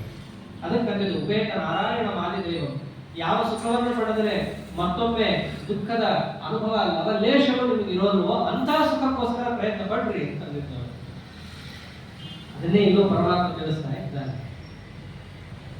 ಇಲ್ಲೂ ನೀವು ಯಾವ್ದಾವುದಕ್ಕೋ ಚಿಂತೆಯನ್ನು ನೀವು ಪಡಕ್ ಹೋಗ್ಬೇಡ್ರಿ. ಚಿಂತಾ ಪ್ರಕಾರವನ್ನ ತಿಳಿಸ್ತಾ ಪರಮಾತ್ಮ ತಾಮಸರ ಚಿಂತೆ ಯಾವ ರೀತಿಯಾಗಿರುತ್ತೆ. ನಿತ್ಯ ನಿಮ್ಮಲ್ಲಿ ದುಡ್ಡಿನ ಚಿಂತೆ ಇದೆ ಅಂತಂದ್ರೆ ನಿಮ್ಮಲ್ಲಿ ತಮೋಗುಣ ಉಕ್ಕಿ ಉಕ್ಕಿ ಹರಿತಾ ಇದೆ ಅಂತ ಅರ್ಥ. ಅದನ್ನೇ ಹೇಳಕ್ಕಿಲ್ಲ. ಹುಣ್ಣಿಮೆ ಬಂತು ಅಂದ್ರೆ ಸಮುದ್ರ ಉಕ್ಕಿ ಇರುತ್ತೆ. ತಮೋಗುಣ ಹೆಚ್ಚಿತ್ತು ಅಂತಂದ್ರೆ ನಿಮ್ಮಲ್ಲಿ ಇಂತಹ ದುಡ್ಡಿನ ಚಿಂತೆ ಉಕ್ಕಿ ಉಕ್ಕಿ ಇರುತ್ತೆ ಅಂತ ಅರ್ಥ. ಇವೆಲ್ಲ ಹೇಳೋದು ಸುಲಭ, ಆದರೆ ಇದನ್ನ ನಾವು ಹೃದ್ಗತ ಮಾಡ್ಕೋಬೇಕು ಅಂದ್ರೆ ಜನ್ಮಗಳ ಗಟ್ಟಲೆ ಸಾಧನೆ ಬೇಕಾಗುತ್ತೆ. ಬೇಕಲ್ಲ ಅಂತ ಹೇಳಿ ಇವತ್ತು ಬಿಟ್ಟು ಹೋದ್ರೆ ಆಗಲ್ಲ. ಅದು ಇವತ್ತಿಂದ ನಾವು ಶ್ರೀಕಾರ ಓಂಕಾರ ಹಾಕಿದ್ರೆ ಯಾವತ್ತಕ್ಕೂ ಒಂದು ದಿನಕ್ಕೆ ಅದು ಒದಗುತ್ತೆ. ಅದನ್ನು ಪರಮಾತ್ಮ ತಿಳಿಸ್ತಾ ಬರ್ತಾ ಇದ್ದಾನೆ. ಸರಿ, ದುಡ್ಡು ಬಂತಲ್ಲ, ದುಡ್ಡು ಬಂದ್ರೆ ಇನ್ನೇನು ಅವಾಗ ಶುರುವಾಗುತ್ತೆ. ಅಸೌಮಯ ಹತಶತ್ರು ಹನಿಷ್ಯೇ ಚಾಪರಾನಪಿ ಈಶ್ವರೋಹಮಹಂ ಭೋಗಿ ಸಿದ್ಧೋಹಂ ಬಲವಾನ್ ಸುಖಿ. ನಮ್ಮ ಹತ್ರ ದುಡ್ಡು ಇಲ್ಲೇ ಇದ್ದಾಗ ನಮ್ಮ ಸುತ್ತಮುತ್ತಲು ಇರುವಂತಹ ಬಂಧುಗಳೆಲ್ಲ ನಮ್ಮನ್ನ ಲೇವಡಿ ಮಾಡೋದು, ಆಡ್ಕೊಳ್ಳೋದು, ಅವಮಾನ ಮಾಡೋದು ಇವೆಲ್ಲ ಮಾಡ್ತಿರ್ತಾರೆ. ಇವನ್ ತಲೆಯಲ್ಲಿ ಏನಿರುತ್ತೆ, ಇವರೆಲ್ಲ ನನಗೆ ಯಾಕೆ ಆಡ್ಕೊತಿದ್ದಾರೆ ಗೊತ್ತಾ, ನಾನು ಬಡವ ಅಂತ ಆಡ್ಕೊತಾ ಇದ್ದಾರೆ. ಒಂದು ವೇಳೆ ನನ್ನ ದುಡ್ಡು ಬರ್ಲಿ ತೋರಿಸ್ಬಿಡ್ತೀನಿ ನಾನು ಏನು ಅಂತ ಹೇಳ್ತಾರೆ. ಅದಕ್ಕೆ ಅವನು ಹೊರದಾಗಿಂದ ಯಾವ್ದ್ರ ಬಗ್ಗೆ ಚಿಂತೆ ಮಾಡ್ತಾ ಇರ್ತಾನೆ, ದುಡ್ಡಿನ ಬಗ್ಗೆ. ದುಡ್ಡು ಬಂತು, ಅಸೌಮಯ ಹತಶತ್ರು, ಈಗ ಇವ್ರನ್ನ ಬಲಿ ಹಾಕ್ತೀನಿ ನಾನು. ಈಗ ನೋಡ್ಲಿ ನನ್ನನ್ನು ನಾವು ಸ್ವಲ್ಪ ಕಡೆಗಣ್ಣಿಂದ ನೋಡಿದ್ರೆ ನಾನು ತೋರಿಸ್ತೀನಿ ನಾನು ಏನಂತ. ಈಗ ದುಡ್ಡಿದೆ ನಂತರ ಅಷ್ಟೇ ಅಲ್ಲ, ಇವನಷ್ಟೇ ಅಲ್ಲ, ಹನಿಷ್ಠೇ ಚಾಪರಾನಪಿ, ಯಾರು ಅವಮಾನ ಮಾಡಿದ್ದಾರೋ ಅಷ್ಟೇ ಅಲ್ಲ, ಯಾರು ಮುಂದೆ ಮಾಡೋರಿದ್ದಾರೋ ಅವ್ರನ್ನೂ ಕೂಡ ನಾನು ಬಲಿ ಹಾಕ್ತೀನಿ. ಯಾಕೆ? ಈಶ್ವರೋಹಂ, ನಾನೇನು ಸಾಮಾನ್ಯ ಅಲ್ಲ. ಲೋಕದಲ್ಲಿ ಅವನಗವರು ಹಾಕಿ ನಡೀತಾ ಇರ್ತಾನೆ. ಶಂಕರಾಚಾರ್ಯ ಇದಕ್ಕೆ ಭಾಷ್ಯವನ್ನು ಬರಿಬೇಕಾದ್ರೆ ಬಹಳ ಚೆನ್ನಾಗಿ ಹೇಳ್ತಾರೆ, ತಮಾಷೆಯಾಗಿ. ಅವನ ತಲೆಯಲ್ಲಿ ಹೆಂಗೆ ನೋಡ್ತಾ ಇರುತ್ತೆ ಅಂತಂದ್ರೆ, ನಮ್ಮ ಕುಲದ ಎಲ್ಲಾ ರೀತಿಯಾದ ಕಷ್ಟಗಳನ್ನು ಪರಿಹಾರ ಮಾಡಲಿಕ್ಕೆ ಅವತಾರ ಎತ್ತಿದ ಮಹಾಪುರುಷ ಅಂತ ಅವ್ರು ಭಾವಿಸ್ಕೊಂಡಿರ್ತಾನೆ. ಅವರ ತಲೆಯಲ್ಲಿ ಅದಿರುತ್ತೆ. ಯಾಕೆ ಅದನ್ನ ನಿಯಮನ ಮಾಡೋ ತಾಕತ್ತಿದೆ ನನಗೆ ಅಂತ ಅಂದ್ಕೊಂಡಿರ್ತಾನೆ. ಈಶ್ವರೋಹಂ, ನಾನು ಸಮರ್ಥ, ನನ್ನನ್ನು ಕೇಳಬೇಕು ನೀವು ಮನೆಯಲ್ಲಿ ಏನೇ ಆಗ್ಬೇಕಂದ್ರು ಹೋಗ್ಬೇಕಂದ್ರು. ಯಾಕೆ ನಾನು ನೋಡ್ಕೊಂಡು ಹೋಗೋನು, ಯಾಕೆ ದುಡ್ಡಿದೆ, ಅದಕ್ಕೋಸ್ಕರ ಹೋರಾಡಿರ್ತಾನೆ ನೀವು.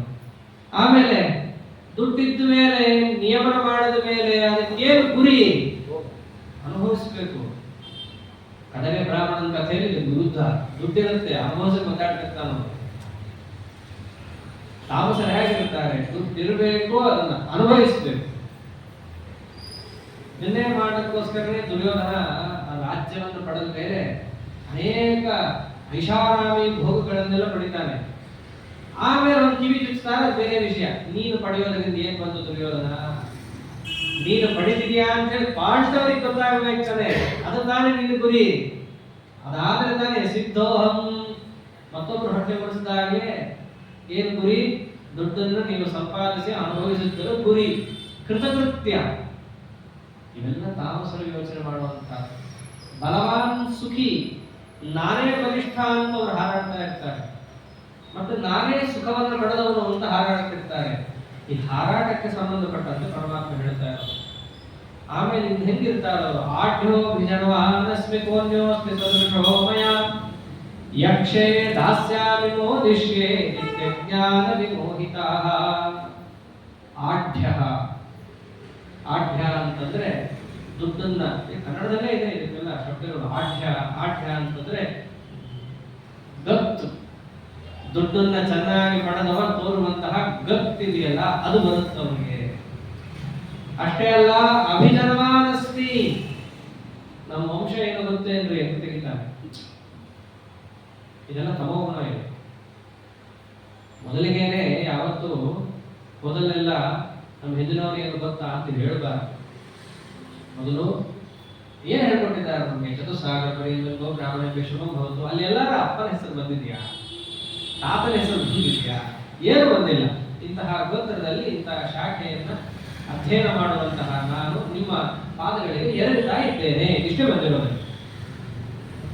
ಇವ್ರು ಹಂಗಿರಲ್ಲ, ಎತ್ಕೋತಾನೆ ಏನ್ ಹೇಳ್ತಾರೆ? ಅಭಿಜನವಾನಸ್ಮಿ, ನಮ್ಮ ವಂಶ ಏನು ಗೊತ್ತೇನ್ರಿ? ಅದಕ್ಕೆ ನೋಡ್ರಿ, ದುರ್ಯೋಧನ ಹಿಂದಿನವ್ರ ಹೆಸರು ಹೇಳ್ಕೊಂಡು ಎಲ್ಲವನ್ನ ಸಂಪಾದಿಸ್ಕೊಂಡ. ಊರ್ ತುಂಬಾ ಏನ್ ಹೇಳ್ಕೊಂಡ್ ಬಂದ? ಪೂರ್ವಂಶದಲ್ಲಿ ಹುಟ್ಟಿದ ಅಧಿಕೃತ ವ್ಯಕ್ತಿಗಳು ನಾವೇ ಅವ್ರು ಹೇಳ್ಕೊಂಡಿತ್ತು. ಪಾಂಡವರು ಪಾಂಡುರಾಜರಿಂದ ಬಂದವರು, ನಮ್ಮ ವಂಶದವರು ಅಲ್ಲ ಅಂತ. ಅದಕ್ಕೆ ನೋಡ್ರಿ, ಕೌರವರು ಅಂದ್ರೆ ನಮ್ಮ ತಲೆಗೆ ಬರೋದು ಯಾರು? ವಸ್ತುತಃ ಕೌರವರು ಅಂತಂದ್ರೆ ಕುರುವಂಶದಲ್ಲಿ ಬಂದವರು. ಅಂದ್ರೆ ನೋಡಿದ್ರೆ ಪಾಂಡವರೇ ನಿಜವಾಗ್ಲೂ ಕೌರವರು, ಯೋಗ್ಯರು, ಸಾತ್ವಿಕರು, ಭಗವದ್ಭಕ್ತರು. ಇವರು ಅಭಿಜನವಾನಸ್ಮಿ ಹೇಳ್ಕೊಂಡಿದ್ದಾನೆ ಬಾಯಿ ಬಿಟ್ಟು ಎಷ್ಟೋ ಕಡೆ. ಅದನ್ನ ಪಾಂಡವರಿಗೆ ಪ್ರವೇಶ ಕೊಡಲ್ಲ. ಪಾಂಡುರಾಜ ಹೋದ ಮೇಲೆ ಎಲ್ಲ ಋಷಿಗಳು ಕೂಡ ಕಾಡಿಂದ ಆ ಮಕ್ಕಳನ್ನ ಕುಂತಿಯನ್ನ ಕರ್ಕೊಂಡ್ ಬಂದಾಗ ಹಠದಲ್ಲಿ ಕೊಡ್ತಾನೆ ದುರ್ಯೋಧನ. ಒಳಗೆ ಸೇರಿಸಲ್ಲ ಅಂದ್ಬಿಡ್ತಾನೆ, ನಮ್ಮ ವಂಶದವರೇ ಅಲ್ಲ ಅಂತಾನೆ. ಯಾರಿಗೆ ಹುಟ್ಟಿದ್ಯವರು? ದೇವತೆಗಳಿಗೆ ಹುಟ್ಲಿ, ನಾನೇನ್ ಮಾಡ್ಲಿ? ದೇವತೆಗಳು ಹುಟ್ಟಿದ್ರೆ ದೇವ್ರ ಲೋಕ ಆಡ್ಲಿ, ಇಲ್ಲೇ ಬರ್ಬೇಕು ಅವನು. ಇದು ಯಾರ ವಂಶ? ಕುರುವಂಶ. ಕುರುವಂಶದಲ್ಲಿ ಹುಟ್ಟಿದವರು ಯಾರು? ನಾವೇ. ಹುಟ್ಟಿದ ತಿಪ್ಪೆ ಇಲ್ಲ ನಾನು ನೋಡಿದ್ರೆ. ದುರ್ಯೋಧನ ಹುಟ್ಟಿದ್ದೆಲ್ಲ ಡಬ್ಬಿಲಿ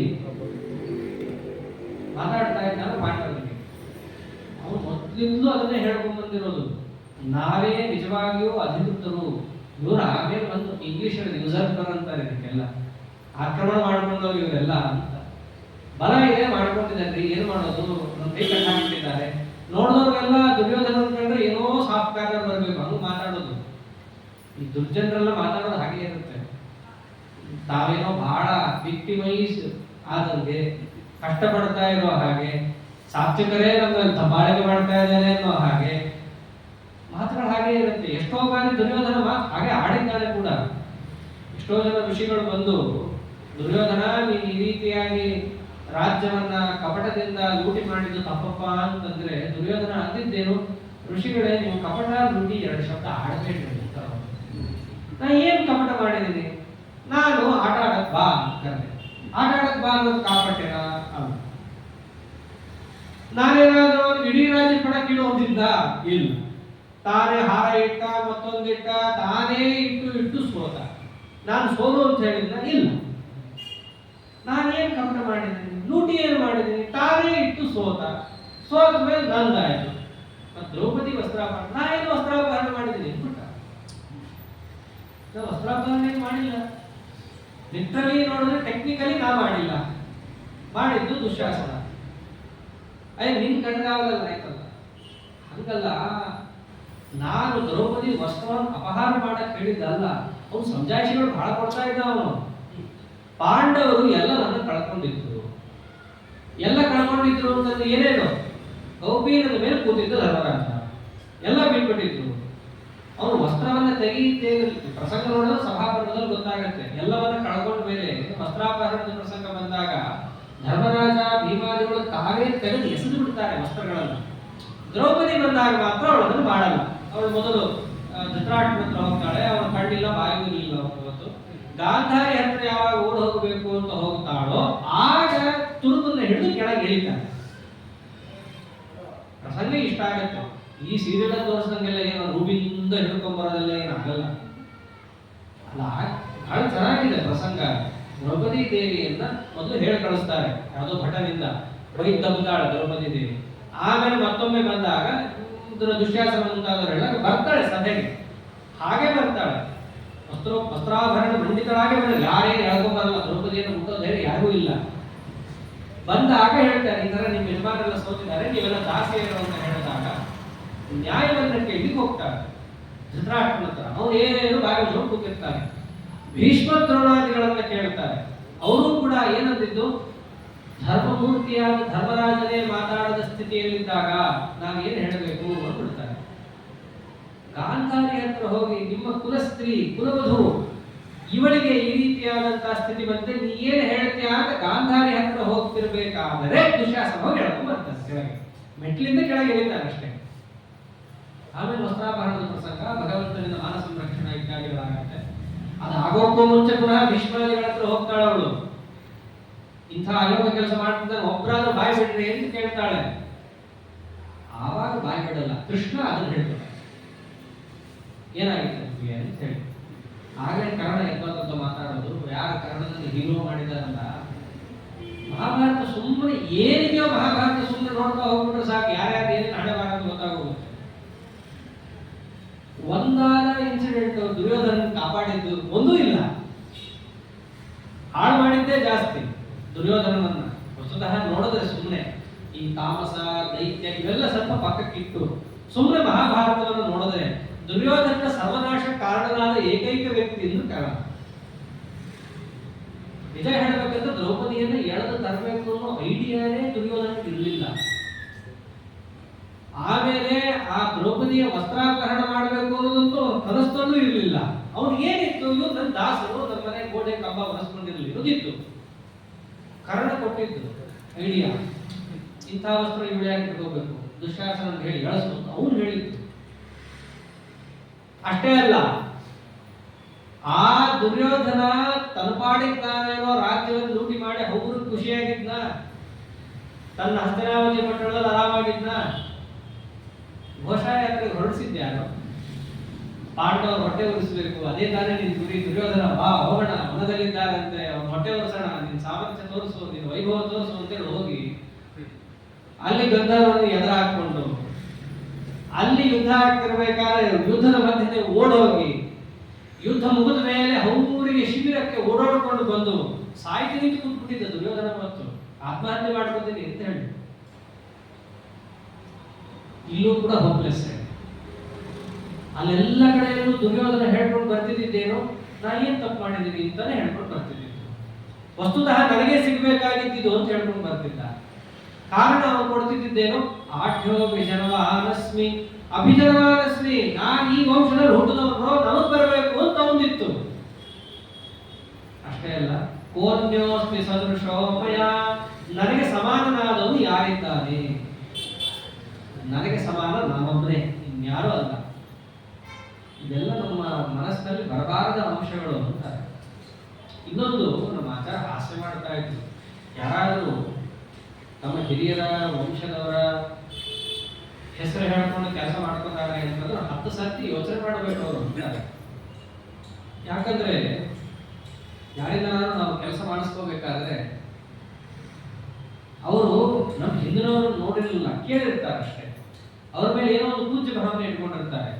ನಮ್ಮ ಒಂದು ಅನಾಚಾರನೋ ಅಯೋಗ್ಯತನೋ ನೋಡಿ ಅವ್ರು ಫಸ್ಟ್ ಕೆಟ್ಟ ಬುದ್ಧಿ ಯಾರ ಮೇಲೆ ಬರುತ್ತೆ, ಅಲ್ಲಿ ಹೋಗುತ್ತೆ.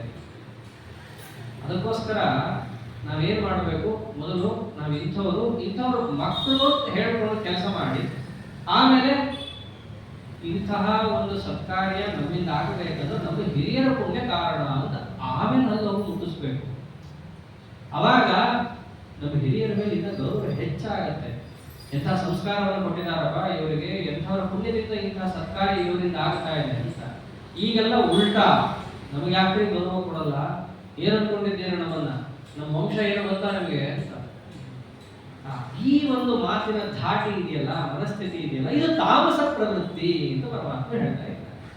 ಅಷ್ಟೇ ಅಲ್ಲ, ಕೆಲವೊಮ್ಮೆ ಹೀಗೆ ಹಾರಾಡ್ತಿರ್ತಾರಲ್ಲ, ಹಾರಾಡ್ತಿರೋರಿಗೆ ಯಾರಾದ್ರೂ ಒಂದು ಉಪದೇಶ ಮಾಡ್ತಾರೆ, ಇದಲ್ಲಪ್ಪ ಕ್ರಮ, ಬರೀ ದುಡ್ಡೊಂದೇ ಅಲ್ಲ, ಜೀವನದಲ್ಲಿ ಏನಾದ್ರೂ ಸಾಧನೆ ಮಾಡಬೇಕು. ನೀನು ಏನ್ ಸಾಧನೆ ಮಾಡಬೇಕು? ಹೋಮಾನೋಮ ಮಾಡು, ಹೋಮಾನೋಮ ಮಾಡ. 3 ವರ್ಷಕ್ಕೆ ಒಂದ್ಸರ್ತಿ ಅಧಿಕ ಮಾಸ ಬರುತ್ತೆ.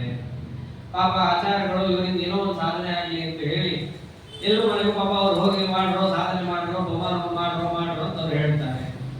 ಆಚಾರ್ಯರ ಮೇಲಿನ ದಯೆಯಿಂದ ಇವ್ರು ಹೋಮಾನೋಮ ಮಾಡಿ ಒಪ್ಕೋತಾರೆ. ಇವ್ರಿಗೇನಿರಲ್ಲ. ಅದಕ್ಕೆ ಹೇಳಿದ್ರೆ ಯಕ್ಷೇ ದಾಸ್ಯಾಮಿ ಮೋದಿಷ್ಯೆ. ಅವರು ಕೂಡ ಯಾಗ ಮಾಡ್ತಾರೆ. ಯಾಕೆ ಯಾಗ ಮಾಡ್ತಾರೆ ಮುಂದೆ ಹೇಳ್ತಾರೆ ಪರಮಾತ್ಮ ಯಾಕೆ ಮಾಡ್ತಾರೆ ಅಂತ ಹೇಳಿ. ಯಾಗ ಮಾಡ್ತಾರೆ, ಅದು ತಾಮಸ ಪ್ರವೃತ್ತಿ. ದಾನ ಮಾಡ್ತಾರೆ, ಅದು ತಾಮಸ ಪ್ರವೃತ್ತಿ. ಮೋದಿಷ್ಯೆ, ಮತ್ತೊಬ್ಬರನ್ನ ಸಂತೋಷ ಪಡಿಸ್ತಾರೆ, ಅದು ತಾಮಸ ಪ್ರವೃತ್ತಿ. ಮೇಲ್ನೋಡಕ್ಕೆಲ್ಲ ಒಳ್ಳೆಯದು, ದೇವರ ಬೈರಾಗ್ತಾ ಇದ್ದಾರೆ, ಅದನ್ನೆಲ್ಲ ತಾಮಸರಲ್ಲಿ ಹೀಗಿರ್ತಾರೆ. ಈ ಕೆಲಸ ಮಾಡೋರು ಹೇಗಿರ್ತಾರೆ? ಅನೇಕ ಚಿತ್ತ ವಿಭ್ರಾಂತಹ ಮೋಹಜಾ ಸಮಾವೃತಾಃ ಪ್ರಸಕ್ತಾ ಕಾಮಭೋಗೇಷು ಪತಂತಿ ನರಕೇಷು ಚ. ಅನೇಕ ಚಿತ್ತ ವಿಭ್ರಾಂತ, ಅವರ ಚಿತ್ತದ ಹೊಯ್ದಾಟ ಎಷ್ಟಿರುತ್ತೆ ಅಂತಂದ್ರೆ ನಿಲ್ತನೇ ಇರಲ್ಲ. ಹಾಗೆ ವೀಣೆಯ ತಂತಿಯನ್ನು ನುಡಿಸಿದಾಗ ಶಬ್ದ ಬರುತ್ತೆ, ಶಬ್ದ ನಿಲ್ಲುತ್ತೆ, ಆದರೆ ಅದರ ವೈಬ್ರೇಷನ್ ಹಾಗೇ ಇರುತ್ತೆ. ಇವರ ಮನಸ್ಸು ಹಾಗೆ ಹೊಯ್ದಾಡ್ತಾನೆ ಇರುತ್ತೆ. ನೋಡೋರಿಗೆ ಅದು ಗದ್ದ ಮಾಡುತ್ತೆ ಅಂತ ಅನಿಸ್ತಿರ್ಬೋದು, ಆದರೆ ಅದರ ಹೊಯ್ದಾಟಕ್ಕೆ ಅಂತ್ಯವೇ ಇಲ್ಲ, ಹೊಯ್ದಾಡ್ತಾನೆ ಇರುತ್ತೆ. ಅಷ್ಟೇ ಅಲ್ಲ, ಮೋಹಜಾಲ ಸಮಾವೃತ, ಅವರಿಗಿರೋದು ಸರ್ಕಲ್ ಒಂದೇ, ಹೆಂಡತಿ ಮಕ್ಕಳು ಅಷ್ಟೇ. ಅವರ ಒಂದು ಬಲೆಗೆ ಇವರು ಸಿಕ್ಕಾಕೊಂಡಿರ್ತಾರೆ. ಸಿಕ್ಕಾಕೊಂಡು ಸಾಧಿಸೋದೇನು? ಪ್ರಸಕ್ತ ಕಾಮಭೋಗೇಷು ಪತಂತಿ ನರಕೇಷು ಚ. ಅವನ ಗುರಿ ಒಂದೇ ಅರ್ಜುನ, ಅಥವಾ ಇಂಥ ತಾಮಸರ ಗುರಿ ಒಂದೇ ಆಗಿರುತ್ತೆ. ಅವರಿಗೆ ಕಾಮೋಪಭೋಗದಲ್ಲಿ ಮಾತ್ರ ಆಸಕ್ತಿ, ಮಿಕ್ಕಿದ್ರಲ್ಲಿ ಅವ್ರಿಗೆ ಆಸಕ್ತಿ ಇರೋದಿಲ್ಲ. ಇವೇನೋ ಹೇಳಿದಾಗ ನಮಗೆ ಸಂಬಂಧಪಟ್ಟಿದ್ದಲ್ಲವೇನೋ ಅಂತ ಅನ್ನೋ ಸ್ಥಿತಿ ಎಲ್ಲ ಬರುತ್ತೆ, ಆದ್ರೆ ಅಲ್ಲ. ಎಷ್ಟೋ ಈ ಲೋಕವನ್ನು ನೋಡಿದಾಗ ಅವರವ್ರ ಅನುಭವದಲ್ಲೇ ಇರೋದು, ಏನು ಎಕ್ಸ್ಕ್ಲೂಸಿವ್ ಆಗಿ ಒಬ್ಬರಿಗೆ ಮಾತ್ರ ಗೊತ್ತಾಗೋದಲ್ಲ. ಸಮಾಜವನ್ನು ನೋಡಿದಾಗ ಬೇಜಾರಾಗುವ ಅಂಶಗಳು ಇಲ್ಲೇ ಹೇಳೋದು ಕೃಷ್ಣ. ತಂದೆ ತಾಯಿಯಂದ್ರು ಕೂಡ ಇವಾಗ ಬೆಳೆಸ್ತಾ ಇರೋದು ಹಾಗೇನೆ. ಮತ್ತೊಮ್ಮೆ ಒಂದಿನ ಹೋಗ್ಬಾ ಸಾಕು, ಆಮೇಲೆ ಹೋಗ್ಬೇಡ. ಮಾತುರಲ್ಲಿರಪ್ಪ ನಾವೆಲ್ಲ ಮತ್ತೊಮ್ಮೆ ಹೋಗ್ಬೇಕು, ಮಾರನೇ ದಿನ ಇಲ್ಲ. ಆರಾಧನೆಗೆ ಹೋಗು, 12ವರೆಗೆ ಹೋಗು, ಅಲ್ಲಿ ತನಕ ಮನೆಯಲ್ಲಿ ಹೋಗು. ಊಟಕ್ಕೆ ಹಾಕ್ತಾ ಊಟ ಮಾಡು, ಬಂದ್ಬಿಡು, ಆಮೇಲೆ ಅದೇನು ಕೆಲಸ ಮಾಡಕ್ ಹೋಗ್ಬೇಡ, ಶ್ರಮ ಆಗತ್ತೆ ನಿಮಗೆ. ಅಂದ್ರೆ ಉಪದೇಶ ಮಾಡ್ತಾರೆ. ಹೇಗೆ ಉಪದೇಶ ಮಾಡ್ತಾರೆ ಅಂದ್ರೆ ಅವ್ರಿಗೆ ಆಸಕ್ತಿ ಹುಟ್ಟಬಾರ್ದು, ಹಂಗೆ ಉಪದೇಶ ಮಾಡ್ತಾರೆ. ಹಾಗೆ ಉಪದೇಶ ಕೊಡೋದ ಮೇಲೆ ಅವ್ರು ಸಣ್ಣ ಹುಡುಗರು ಇರ್ತಾರೆ, ಮನಸ್ಸು ಹಾಗೆ ಟ್ರೈನ್ ಆಗುತ್ತೆ. ಹಂಗೆ ಟ್ರೈನ್ ಆಗಿ ಮುಂದೆ ಏನಾಗುತ್ತೆ, ನಮಗೆ ಹೇಳಿದಾರ ಅಷ್ಟು ಮಾಡ್ತೀವಿ, ನಮಗೆ ಆರಾಧನೆಗೆ ಬರಕ್ ಹೇಳಿದಾರೆ ಅಷ್ಟೇ ನಾವು ಬರೋದು. ನೀವು ಆಮೇಲೆ ಬಂದು ಅಲ್ಲಿ ಅಷ್ಟೋತ್ತರ ಮಾಡು, ಪಾರಾಟ, ಅದೆಲ್ಲ ನಮ್ಗೆ ಆಗಲ್ಲಪ್ಪ, ನಮ್ಮ ರೀಚ್ ಅಲ್ಲ. ಮನಸ್ಸನ್ನು ನಾವು ಹೇಗೆ ಟ್ರೈನ್ ಮಾಡ್ತೀವೋ ಅದಕ್ಕೆ ತಕ್ಕಂತೆ ಅದು ವರ್ತಿಸುತ್ತೆ. ದೃಷ್ಟಾಂತಕ್ಕೆ ಅವರವರಿಗೆ ಅನುಭವದಲ್ಲಿ ಬರುತ್ತೆ. ನಿತ್ಯ ಬಾವಿ ನೀರಲ್ಲೇ ಸ್ನಾನ ಮಾಡಿ ಭಗವತ್ ಪೂಜೆಯನ್ನು ಮಾಡುವ ವ್ಯಕ್ತಿಗಳಿಗೆ ಸಡನ್ ಆಗಿ ಮನೆಯಲ್ಲೇ ಬೋರ್ ತೊಳೆದ್ರು, ಒಂದು ವೇಳೆ ಮನೆಯಲ್ಲಿ ಬಾವಿ ಇಲ್ಲದಿದ್ರೆ 1 ಕಿಲೋಮೀಟರ್ ದೂರದಲ್ಲಿ ಬಾವಿ ಇದೆ ಅಂತಂದ್ರು ಅಲ್ಲೇ ಹೋಗ್ತಾರೆ, ಅಲ್ಲೇ ನೀರು ತರ್ತಾರೆ, ಅದರಿಂದಲೇ ಭಗವಂತನಿಗೆ ಪೂಜೆಯನ್ನು ಮಾಡ್ತಾರೆ. ಅದು ಅವರಿಗೆ ಕಷ್ಟ ಅಂತ ಅನ್ಸಲ್ಲ, ಅವ್ರಿಗೆ ಅನ್ಸಲ್ಲ. ಯಾಕಂದ್ರೆ ಅವ್ರು ಹುಟ್ಟಾಗಿದ್ದ ಮನಸ್ಸನ್ನು ಹಾಗೆ ತಯಾರು ಮಾಡಿಟ್ಟುಕೊಂಡಿದ್ದಾರೆ. ಅದೇ ಹೇಳಿ ನೋಡ, ಬಾವಿ ನೀರು ಶ್ರೇಷ್ಠರಿಗೆ ಹೋಗಿ ತಗೊಂಬನ್ರಿ ಅಂತಂದ್ರೆ ಹುಟ್ಟಿದಾರದ್ದೇ ಆರೋ ವಾಟರ್ ಸಹಸ್ರ ದೀಕ್ಷಾ ಮಾಡಿದವ್ರಿಗೆ ಬಾವಿ ನೀರು ತಗೊಂಬ ಅಂತಂದ್ರೆ ಆಗಲ್ಲ. ಅದು ಯಾವುದಕ್ಕೆ ಆಗಲಿ ಒಂದು ಕ್ರಮ ಅಂತಿರುತ್ತೆ, ತಯಾರಿ ಅಂತಿರುತ್ತೆ. ಕೇಳ್ಬಿಟ್ಟಿದ್ದೀವಿ, ಮಾಡ್ತೀವಿ, ಆಗೋಗ್ಲಿ, ಚಾಂದ್ರಾಯಣ ಬಹಳ ಶ್ರೇಷ್ಠ, ಭಗವತ್ ಕ್ರಿಯಾ ಮಾಡ್ತೀನಿ, ಮಾಡ್ಲಿ, ಸುಲಭವಾಗಿ ಮಾಡ್ತೀನಿ ಅಂದ್ರೆ ಆಗುತ್ತಾ? ಉಪವಾಸ ಮಾಡೋದೇ ಯಾರಿಗೆ ಪರಿಚಯ ಇಲ್ವೋ, ಚಾಂದ್ರಾಯಣ, ಧಾನ್ಯ ಪಾರಣಿ, ವಿಷ್ಣು ಪಂಚಕ, ಅಖಂಡ ಬೇಕಾದಷ್ಟಿದ್ದಾವೆ ವ್ರತಗಳು. ಉಪವಾಸದ ಲವಲೇಶ ಪರಿಚಯ ಇಲ್ಲದಲ್ಲ ಅದನ್ನು ಮಾಡ್ತೀನಿ ಅಂತ ತಿಕ್ಕಳಿಗೆ ಬಿಡ್ತಾರೆ ಅಷ್ಟೇ. ಹಾಗೆ ನಾವು ಲೋಕದಲ್ಲೆಲ್ಲ ಎಷ್ಟೋ ಬಾರಿ ದೊಡ್ಡವರು ಉಪದೇಶವನ್ನು ಮಾಡಬೇಕಾದ್ರೆ ಮಕ್ಕಳಿಗೆ ಯಾವುದನ್ನು ಉಪದೇಶ ಮಾಡ್ತಾ ಇದ್ದೀವಿ, ಎಷ್ಟು ಉಪದೇಶ ಯಾಕಂದ್ರೆ ಅವ್ರಿಗೂ ಒಂದು ಮನಸ್ಸಲ್ಲಿ ಭಯ ಇರುತ್ತೆ. ಏನಾದ್ರೂ ನಾಳೆ ಇವರಿಗೆ ಜಾಸ್ತಿ ಹೇಳಿದ್ರೆ ಮಕ್ಕಳು ವಾಪಸ್ ಕೇಳುತ್ತವೆ, ನೀನೇ ಮಾಡ್ತಾ ಇಲ್ಲ, ನನಗೆ ಯಾಕೆ ಹೇಳ್ತೀಯಾ ಅಂತ ಕೇಳ್ತಾರೆ. ಈ ಭಯಕ್ಕೆ ಅವ್ರು ಏನ್ ಮಾಡ್ತಾರೆ, ನಾ ಮಾಡ್ತಿಲ್ಲ ಆದ್ದರಿಂದ ನೀನು ಮಾಡಬೇಡ ಅಂತ ಸಿದ್ಧಾಂತ. ಇದೇನಾಗುತ್ತೆ, ಪತಂತಿ ನರಕೆ ಶುಚೌ, ತಾವು ಬೀಳ್ತಾರೆ. ಒಬ್ಬನೇ ಯಾಕೆ ಅಂತ ಹೇಳಿ ಕೈ ಹಿಡ್ಕೊಂಡು ಮತ್ತೊಬ್ಬರನ್ನು ಬೀಳಿಸ್ತಾರೆ. ಆದ್ದರಿಂದ ಮನೆಯಲ್ಲಿ ಯಾಜಮಾನ್ಯ, ನಿಜವಾಗ್ಲೂ ಯಜಮಾನ ಅನ್ನೋ ಶಬ್ದಕ್ಕೆ ಏನು ಅರ್ಥ ಗೊತ್ತೇನು? ಯಜತೆ, ಯಾರು ಯಜ್ಞವನ್ನ ಮಾಡ್ತಾನೋ ಅವನು ಯಜಮಾನ ಅಂತ ಕರೆಸ್ಬಿಡ್ತಾರೆ. ಯಜಮಾನ ಅನ್ನೋ ಶಬ್ದ ಯಾಕೆ ಬಂತು? ಯಜ್ಞವನ್ನ ಯಾರು ಮಾಡ್ತಾನಲ್ಲ ಅವನು ಯಜಮಾನ. ಯಜ್ಞ ಅಂದ್ರೆ ಏನು ಅಂತ ಭಗವದ್ಗೀತೆಯಲ್ಲಿ ಬಹಳ ಚೆನ್ನಾಗಿ ತಿಳಿಸ್ಕೊಟ್ಟಿದ್ದಾರೆ. ಬರೀ ಯಾವತ್ತೋ ಒಂದಿನ ಇಟ್ಟಿಗೆ ಮಧ್ಯದಲ್ಲಿ ಕೆಂಡ ಹಾಕಿ ತುಪ್ಪ ಹಾಕೋದಲ್ಲೇ ಯಜ್ಞ ಅಂತ ಕರೀತಾರೆ. ಅದು ಒಂದು ಯಜ್ಞ ಇದೆ, ಇಲ್ಲ ಅಂತಲ್ಲ. ಅನೇಕ ಯಜ್ಞಗಳನ್ನ ಹೇಳ್ತಾರೆ. ಜ್ಞಾನ ಯಜ್ಞ ಅಂತಿದೆ, ಇಂದ್ರಿಯ ಯಜ್ಞಗಳು ಅಂತಿದ್ದಾವೆ, ದ್ರವ್ಯ ಯಜ್ಞ ಅಂತಿದೆ, ಅನೇಕ ತರಹದ ಯಜ್ಞಗಳಿದ್ದಾವೆ. ಆ ಯಜ್ಞವನ್ನ ತಾನು ಮಾಡ್ತಾ ಮನೆಯವರೆಲ್ಲರಿಂದಲೂ ಅದನ್ನ ಯಾರು ಮಾಡಿಸ್ತಿರ್ತಾನೋ ಅವನು ನಿಜವಾಗಿ ಯಜಮಾನ ಅನ್ನೋ ಶಬ್ದಕ್ಕೆ ಅರ್ಹ. ಇವರು ನಮ್ಮ ಯಜಮಾನರು ಅಂತ ಅಂತಾರೆ. ಏನ್ ಮಾಡ್ತಾರೆ? ಸಿನಿಮಾ ಕರ್ಕೊಂಡು ಹೋಗ್ತಾರೆ, ಯಜಮಾನನೇ ಅಲ್ಲ. ಆ ಶಬ್ದ ಎಟಿಮಾಲಜಿ ನೋಡ್ಬಿಟ್ರೆ ಅದು ಹೊಂದೋದೇ ಇಲ್ಲದು. ಅವನು ಕೆಲಸ ಮಾಡ್ತಿರ್ಬೇಕು, ಆಗ ಯಜಮಾನ. ಆದ್ದರಿಂದ ಯಾರು ಆ ಕೆಲಸವನ್ನು ಮಾಡ್ತಿರಲ್ಲ ಅಂದ್ರೆ ಬಹಳ ತಪ್ಪದ. ನಾವೇ ಅಂತೇವಲ್ರಿ, CM ಪೋಸ್ಟ್ ಅಲ್ಲಿ ಯಾರು ಕೂತು ಅಯೋಗ್ಯ ಕೆಲಸ ಮಾಡ್ತಿದ್ರೆ ನಾವೇ ಅಂತೀವಿ ತಾನೆ, ಏನ್ರಿ ಅಂತ ದೊಡ್ಡ ಸ್ಥಾನದಲ್ಲಿ ಕೂತ್ಕೊಂಡು ಅಯೋಗ್ಯ ಕೆಲಸ ಮಾಡ್ತಾರೆ ಅಂದ್ರೆ ಏನ್ ಮಾಡ್ಬೇಕಾದಂತ ಏನಿದೆ ಅದನ್ನು ಮಾಡ್ತಿಲ್ಲ, ಅವನಿಗೆ ಬೈಲಿಕ್ಕಾಗತ್ತೆ. ತಾನು ಒಂದು ಪೋಸ್ಟ್ ಅಲ್ಲಿ ಇದ್ದಾನಲ್ಲ, ಮನೆಯಲ್ಲಿ ಅವರು ಪೋಸ್ಟ್ ಅಲ್ಲಿ ಇಲ್ವಾ? ಏನ್ ಪೋಸ್ಟ್ ಅಲ್ಲಿ ಇದ್ದಾರೆ? ಮನೆಗೆ ಯಜಮಾನನ ಪೋಸ್ಟ್ ಅಲ್ಲಿ ಇದ್ದಾರೆ, ಹೆಂಡತಿಗೆ ಪತಿ ಅನ್ನೋ ಪೋಸ್ಟ್ ಅಲ್ಲಿ ಇದ್ದಾನೆ, ಮಕ್ಕಳಿಗೆ ಪಿತಾ ಅನ್ನೋ ಪೋಸ್ಟ್ ಅಲ್ಲಿ. ಇವೆಲ್ಲ ಸ್ಥಾನಮಾನಗಳಿವೆಲ್ಲ ಜವಾಬ್ದಾರಿ, ಅದು ದೇವರವರಿಗೆ ಕೊಟ್ಟಿರೋದು. ಇವನು ಅದನ್ನು ಎಷ್ಟು ಮಟ್ಟಕ್ಕೆ ಆ ಜವಾಬ್ದಾರಿಯನ್ನು ನಿಭಾಯಿಸ್ತಾನೆ ಅನ್ನೋದೇ ಮುಖ್ಯ. ಒಂದು ವೇಳೆ ನಿಭಾಯಿಸ್ತಿಲ್ಲ, ಅವರಿಗೆ ಏನೇನು ಆ ಕಾಲಕ್ಕೆ ಬೇಕೋ ಬಾಯಲ್ಲಿ ಚೂರು ಬಾಯಿ ಅಗಲಾಗಲಿಕ್ಕೆ ಕಾರಣವಾಗುವ, ನಗುವಿಗೆ ಕಾರಣವಾಗುವ ಅಂಶಕ್ಕೆ ಮಾತ್ರ ಇವನು ದುಡಿದ ಅಂತಂದ್ರೆ ಪ್ರಸಕ್ತ ಕಾಮಭೋಗೇಶು ಪತಂತೆ ನರಕೇಶು. ತಾನಂತೂ ಬೀಳೋದು ನಿಶ್ಚಿತನೇ. ಪಾಪ ಅವರು ಮುಗ್ಧರು ಇವನು ಹಿಂದೆ ಬರ್ತಾ ಇದ್ರು, ತನ್ನ ಹಿಂದೆ ಅವರು ಕಟ್ಕೊಂಡ ಬಿದ್ದ. ಹೀಗಾಗುತ್ತೆ, ಹೀಗಾಗಬಾರದು. ಇದೇನು ಕೃಷ್ಣ, ಯಜ್ಞ ಯಾರು ಮಾಡಿದವರು ನೀವು ಬೈತಾ ಇದ್ದೀಯ? ವರ್ಷಕ್ಕೊಂದ್ಸರ್ತಿ ಮಾಡ್ತಿದ್ರು ಪಾಪ, ಅದನ್ನು ನೀವು ಬೈದು ಬಿಟ್ರೆ ಅದನ್ನು ಬಿಟ್ಬಿಡ್ತಾರೆ. ಕೃಷ್ಣ ಅಂದ, ನಾನು ಬೈದಿದ್ದರ ಉದ್ದೇಶ ತಿಳ್ಕೋ ಅಂತಂದ. ಅವ್ರು ಯಜ್ಞ ಮಾಡ್ತಾರಲ್ಲ, ಹೆಂಗ್ ಮಾಡ್ತಾರೆ ಗೊತ್ತೇನು? ಇದೆಲ್ಲ ಕೃಷ್ಣ ಹೇಳೋ ಮಾತುಗಳಿದ್ದಾವಲ್ಲ, ನಿತ್ಯ ನಾವು ಆಡ್ತಾ ಇರೋ ಮಾತುಗಳೇ ಇರಲ್ಲ. ಏನಂತ? ಆತ್ಮ ಸಂಭಾವಿತ ಸ್ತಬ್ಧ ಧರ್ಮ ನಮದಾನ್ವಿತ ಯಜಂತೆ ನಾಮ ಯಜ್ಞೈಸ್ತೆ ದಂಭೇನ ಅವಿಧಿ ಪೂರ್ವಕಂ ಅಹಂಕಾರಂ ಬಲಂ ದರ್ಪಂ ಕಾಮಂ ಕ್ರೋಧಂ ಚ ಸಂಶ್ರಿತಾಃ ಮಾಂ ಆತ್ಮಪರದೇಹೇಷು ಪ್ರದ್ವಿಷಂತೋಭ್ಯಸೂಯಕಾಃ. ನಿಜವಾಗಿಯೂ ನಾವೇನು ಲೋಕದಲ್ಲಿ ಮಾತಾಡ್ತೀವೋ ಅದನ್ನೇ ದೇವರು ಮಾತಾಡ್ತಾರೆ. ತಾಮಸರ ಸ್ವಭಾವ ನಮ್ಮಲ್ಲಿ ತಮೋಗುಣ ಇದ್ದಾಗ ನಮ್ಮ ಪ್ರವೃತ್ತಿ ಹೇಗಿರುತ್ತೆ ಅಂತ ನಾವು ಯಜ್ಞ ಮಾಡ್ತೀವಲ್ಲ, ಆ ಯಜ್ಞವಾಗಿ ತಾಮಸ ಅಂದಿದ್ದು ಯಾಕೆ ಅಂತ ಕೇಳಿದಾಗ ಉತ್ತರ ಕೊಟ್ಟ. ಆತ್ಮ ಸಂಭಾವಿತ ಮೊದಲು ತನಗೆ ತಾನೇ ದೊಡ್ಡವರನ್ನು ಕೊಡ್ತಾನೆ.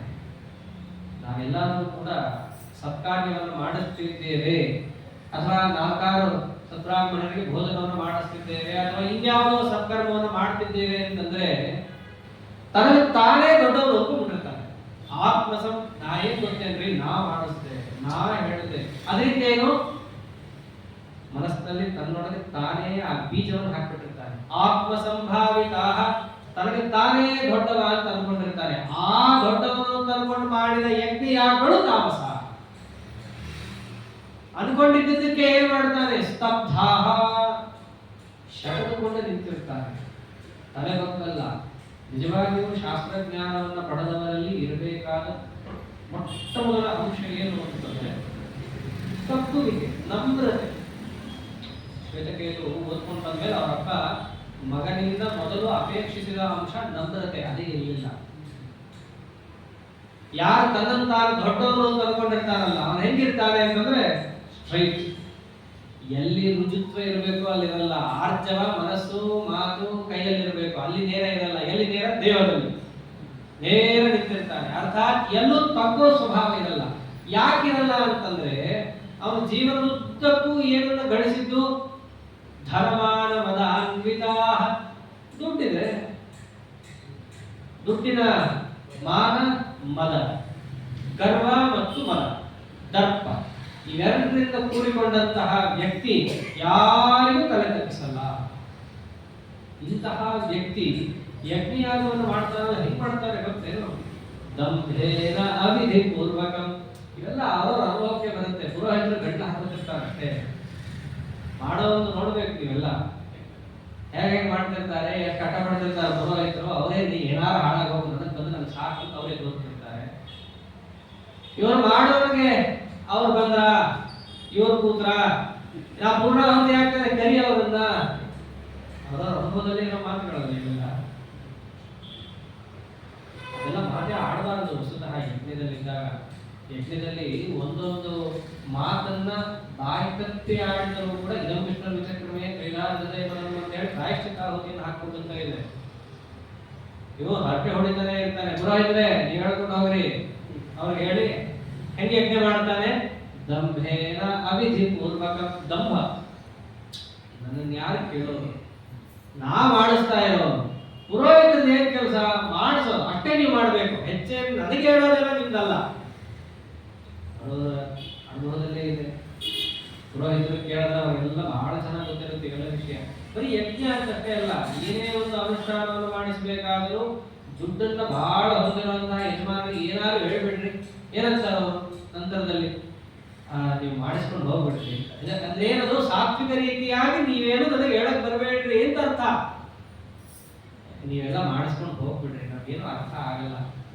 ಅರ್ಥ ಮಾಡಿಸ್ತೀನಿ ಅಂತ ಏನಾದ್ರು ಹೋಗ್ಬಿಟ್ರೆ ನಾ ಅರ್ಥ ಮಾಡ್ಕೊಡಲ್ಲ. ಪ್ರಯತ್ನ ಪಡೋ ಅಂತಂದ್ರೆ ಅದು ಮೂರನೇದು. ನಿಮ್ಗೆ ಎಷ್ಟು ಹೇಳಿದೀನೋ ಅಷ್ಟು ನೀವು ಮಾಡ್ರಿ, ನನಗೇನು ಹೇಳಕ್ ಬರಬೇಡ್ರಿ, ಅಲ್ಲಿಗೆ ಹೋಗುತ್ತೆ ಕಡೆ. ಪ್ರಾಯ ಅಲ್ಲಿ ತನಕ ಯಾರು ಹೋಗಲ್ಲ ಬುದ್ಧಿವಂತರು. ಮೊದಲನೇ ಸರ್ತಿ ಹೇಳಿದಾಗ ಅರ್ಥ ಮಾಡ್ಕೊಂಡು ನಿನ್ನ ಹಣೆಗಾರ ಏನಾದ್ರು ಹೊಡೆದಾಡ್ಕೊಂಡು ಬಂದಾಡ್ಬೇಕು ಅಂತ ಹೇಳಿ ತಾವೇನ್ ಮಾಡ್ತಾರೆ, ಎಷ್ಟು ಕೆಲಸನೋ ನನ್ನ ಹಣೆಗಾರ ಇಂಥವ್ರಿಗೆ ಮಾಡಿಸ್ಬೇಕಲ್ಲ ಅಂತ ಹೇಳಿ ಅವ್ರು ಮಾಡಿಸಿ ಹೋಗ್ತಾರೆ. ವಸ್ತುತಃ ಯಾಜನ ಅನ್ನೋದು ಷಟ್ಕರ್ಮದಲ್ಲಿ ಒಂದು. ಆದ್ರೆ ಯಾಕೆ ಯಾಜನ ಮಾಡಿಸಲ್ಲ ಅಂತಂದ್ರೆ ಇಂಥವ್ರು ಇರೋದು ಮಾಡಿಸಲ್ಲ ಅಷ್ಟೇ. ನಮ್ಮ ಆಚಾರದಲ್ಲಿ ಎಲ್ಲರೂ ಪೂರ್ವೈತೆ ಬರುತ್ತೆ, ಬಂದ್ರು ಕೂಡ ಮಾಡಿಸ್ಬೇಡ ಅಂತ ಹೇಳಿ ಕಳ್ಸಿರ್ತಾರೆ. ಯಾಕೆ ಅಂದ್ರೆ ನಿನಗೆ ಸೆಟ್ ಆಗಲ್ಲ ಅಂತ. ಯಾಕೆ ನೀನು ಸುಮ್ಮನೆ ಕೂಡಲ್ಲ, ಏನೋ ಒಂದು ಹೇಳ್ತೀಯ, ಹೇಳಿದಾಗ ಎದಕ್ಕಿರೋರು ಕೇಳಲ್ಲ. ಯಾಕಪ್ಪ ಸುಮ್ಮನೆ ತುರ್ಸು ಮುರ್ಸು ಮಾಡಿಸೋರು ಮಾಡಿಸ್ತಾರೆ, ನೀನು ಅವ್ರಿಗೆ ಹೋದ್ರು ಹೋಗು, ಬಿಟ್ಟು ಬಿಡು, ನಿಂದಲ್ಲ. ತಾಮಸ ಪ್ರವೃತ್ತಿ ಇದ್ರೆ ಇವೆಲ್ಲ ಆಗುತ್ತೆ. ಅದನ್ನಂದ ಇಷ್ಟಾದ ಮೇಲೆ ನಾವೆಲ್ಲ ಮಾತಾಡ್ತೀವಲ್ಲ, ದೇವರು ಅದನ್ನು ತೆಗೆದಿಟ್ಟ 5 ಅಂಶಗಳು ನಿಮ್ಮ ಮನಸ್ಸಿನಲ್ಲಿರುತ್ತೆ. ಹೆಂಗೆ ಪ್ರಾಣಾಪಾನ ಜ್ಞಾನೋದಾನ ಸಮಾನ ಅಂತ ಇರುತ್ತೋ 5 ಅಂಶಗಳು ಯಾವ್ದಿರುತ್ತೆ ನಿಮ್ಮಲ್ಲಿ, ಅಹಂಕಾರ, ಬಲ, ದರ್ಪ, ಕಾಮ, ಕ್ರೋಧ. ನಿತ್ಯ ನಿಮ್ಮಲ್ಲಿ ಸಂಚಾರ ಮಾಡುತ್ತಲೇ ಇರುತ್ತೆ. ಮಾಡ್ತಿರೋದಕ್ಕೆ ನೀವೇನಂತೀರಿ, ಮಾಮಾತ್ಮಪರ ದೇಹೇಶು ಪ್ರದ್ವಿಷಂತೋ ಅಭ್ಯಸೂಯಕ. ನನ್ನನ್ನ ನೀವು ದ್ವೇಷ ಮಾಡ್ತೀರಿ ಅಂತ. ಭಗವಂತನನ್ನ ದ್ವೇಷ ಅಂತಂದ್ರೆ ನಮ್ಮ ತಲೆಯಲ್ಲಿರೋದು ಒಂದೇ, ದೇವರನ್ನ ನೇರ ಬೈಯೋದನ್ನ ನಾವು ದ್ವೇಷ ಅನ್ಕೊಂಡಿದ್ದೀವಿ. ಇಲ್ಲ, ಹಂಗೆ ನವವಿಧ ಭಕ್ತಿ ಅಂತೀವೋ ನವ ದ್ವೇಷ ಅಂತೂ ಇದೆ. ಆ ದ್ವೇಷವನ್ನು ಪರಮಾತ್ಮ ಇಲ್ಲಿ ಹೇಳದ ಇನ್ನ ಸ್ವಾರಸ್ಯವಾಗಿರೋ ದ್ವೇಷ ಹೇಳ್ತಾನೆ. ನಾವೆಲ್ಲ ಲೋಕದಲ್ಲಿ ಮಾತಾಡ್ತೀವಲ್ಲ, ದೇವರು ಸರ್ವಕರ್ತ, ಎಲ್ಲರೂ ದೇವರೇ ಮಾಡ್ತಾನೆ. ಹಾಗಿದ್ರೆ ನಾನಿವತ್ತು ಏಕಾದಶಿ ಮಾಡಲ್ಲ, ಮಾಡಿಸ್ತೀನಿ ಅಂತ ಹೇಳ್ತಾರೆ. ಅಥವಾ ನಾನೇನೋ ಇವತ್ತೊಂದು ಗೋಹತ್ಯೆ ಮಾಡ್ತೀನಿ, ತಡೀಲಿ ನೋಡೋಣ ದೇವರು. ಈ ಮಾತುಗಳೇನಾದ್ರೂ ಬಂತು ಅಂತಂದ್ರೆ ಇದು ಭಗವದ್ ದ್ವೇಷ. ಇದನ್ನೆಲ್ಲ ಹೇಳ್ತಾ ಇದ್ದಾನೆ ಕೃಷ್ಣ. ಮಾಂ ಆತ್ಮಬಲದೇಹೇಶು ಪ್ರತ್ಯುಷಂತಹ. ಮಂತ್ರಾಲಯ ಪ್ರಭುಗಳು ಅದನ್ನೇ ಬಹಳ ಚೆನ್ನಾಗಿ ಬಿಡಿಸ್ತಾರೆ. ಯದಿ ಈಶ್ವರ ಕಾರಯಿತ, ಶ್ರೀಹರಿಯೇ ಒಂದು ವೇಳೆ ಎಲ್ಲವನ್ನು ಮಾಡಿಸೋನು ಅಂತಾದರೆ ಇದಾನೀಂ ಅಕುರ್ವಾಣಂ ಮಾಂ ಕಾರಯತು. ಈಗ ನಾನು ಈ ಕೆಲಸ ಮಾಡಲ್ಲ, ಇವತ್ತು ಏಕಾದಶಿ ಮಾಡಲ್ಲ, ಉಪನ್ಯಾಸ ಕೇಳಲ್ಲ, ಸಾಧನೆ ಯಾವ್ದು ನಾ ಮಾಡಲ್ಲ, ಅವ್ರು ತಾಕತ್ತಿದೆಯಲ್ಲ ಮಾಡಿಸ್ತೀನಿ. ಅಥವಾ ಕುರ್ವಾಣಂಚ ವಿಘಾತಯಿತು, ಏನೋ ಒಂದು ಅಬದ್ಧ ಕೆಲಸ ಮಾಡ್ತೀನಿ, ತಡೆದು ಬಿಡ್ಲಿ ನೋಡೋಣ. ಹೀಗೇನಾದರೂ ಭಗವದ್ ಅಪಲಾಪವನ್ನು ನಾವು ಮಾಡುತ್ತಿದ್ದರೆ ಅದು ಕೂಡ ಏನಂತ ಕರೆಸ್ಕೊಳ್ಳುತ್ತೆ, ಭಗವದ್ ದ್ವೇಷ ಅಂತ ಕರೆಸ್ಕೊಳ್ಳುತ್ತೆ. ಇವೆಲ್ಲ ಲೋಕದಲ್ಲಿ ನೋಡ್ತೀವಲ್ಲ ಶಬ್ದಗಳನ್ನು ನಾವು. ಆ ಶಬ್ದಗಳನ್ನ ಆಡ್ಲಿಕ್ಕೆ ಅದರ ಹಿನ್ನೆಲೆಯಲ್ಲಿ ನಮ್ಮ ಮನಸ್ಥಿತಿ ಈ ರೀತಿ ಆಗ್ತಿದೆ ಅಂತಂದ್ರೆ ಅಲ್ಲಿ ತಾಮಸಿ ಪ್ರವೃತ್ತಿ ನಮ್ಮಲ್ಲಿ ಇದೆ ಅಂತ ಅರ್ಥ. ಕೆಲವೊಮ್ಮೆ ಜಿಜ್ಞಾಸೆಯಿಂದ ತಿಳ್ಕೋಬೇಕು ಅಂತ ಅನ್ನೋದು ಬೇರೆ. ಇಲ್ಲಿ ಹೇಳ್ತಾ ಇರೋದೆಲ್ಲ ಏನು, ತಾಕತ್ತಿದ್ರೆ ಮಾಡ್ಲಿರಿ, ಅವನು ತಾಕತ್ತಿದ್ರೆ ತಡಿಲಿ, ಮಾಡಿಸ್ಲಿ. ಈ ರೀತಿಯಾದಂತಹ ಮನಸ್ಥಿತಿ ಇದೆ ಅಂತಂದ್ರೆ ಅದೇನರ್ಥ, ಹೋಗ್ತಾ ಇದೆ, ತಾಮಸ ಇದ್ದಾನೆ ಅಂತ ಅರ್ಥ. ಅಷ್ಟೇ ಅಲ್ಲ, ಅಭ್ಯಸೂಯಕಾಹ, ನನ್ನನ್ನು ನೋಡಿ ಅಸೂಯೆ ಪಡ್ಕೋತಾರೆ ಅಂತಂದ್ರೆ ಅವರಲ್ಲಿ ಏನೋ ಒಂದು ದೋಷವನ್ನು ಹಾಕ್ಲಿಕ್ಕೆ ಒದ್ದಾಡ್ತಾ ಇರ್ತಾರೆ. ಇವೆಲ್ಲ ತಾಮಸರ ಒಂದು ಸ್ವಭಾವ. ಅವರ ಚಿಂತೆ ಈ ರೀತಿಯಾಗಿರುತ್ತೆ, ಅವರ ನಡವಳಿಕೆ ಈ ರೀತಿಯಾಗಿರುತ್ತೆ. ಅವರು ಯಾವುದಕ್ಕೋಸ್ಕರ ಪ್ರವೃತ್ತಿಯನ್ನು ಮಾಡುತ್ತಾರೆ, ಯಾವುದಕ್ಕೋಸ್ಕರ ಬಂದಿದ್ದೀವಿ ಅನ್ನೋದನ್ನ ಮರೆತು ಕೈ ಬಿಟ್ಟಿರ್ತಾರೆ. ಇವೆಲ್ಲ ಪರಮಾತ್ಮ ತಿಳಿಸಿ ಇಂತಹ ಆಸುರ ಸ್ವಭಾವದವರ ಗತಿ ಏನು ಅಂತ ಮುಂದೆ ತಿಳಿಸ್ತಾರೆ. ಯಾವ ರೀತಿಯಾಗಿ ತಿಳಿಸ್ತಾ ಇತ್ಯಾದಿ ಭಾಗವನ್ನು ನಾಳೆ ದಿವಸ ನೋಡೋಣ. ಶ್ರೀಕೃಷ್ಣ ಹರೇ ನಮಃ.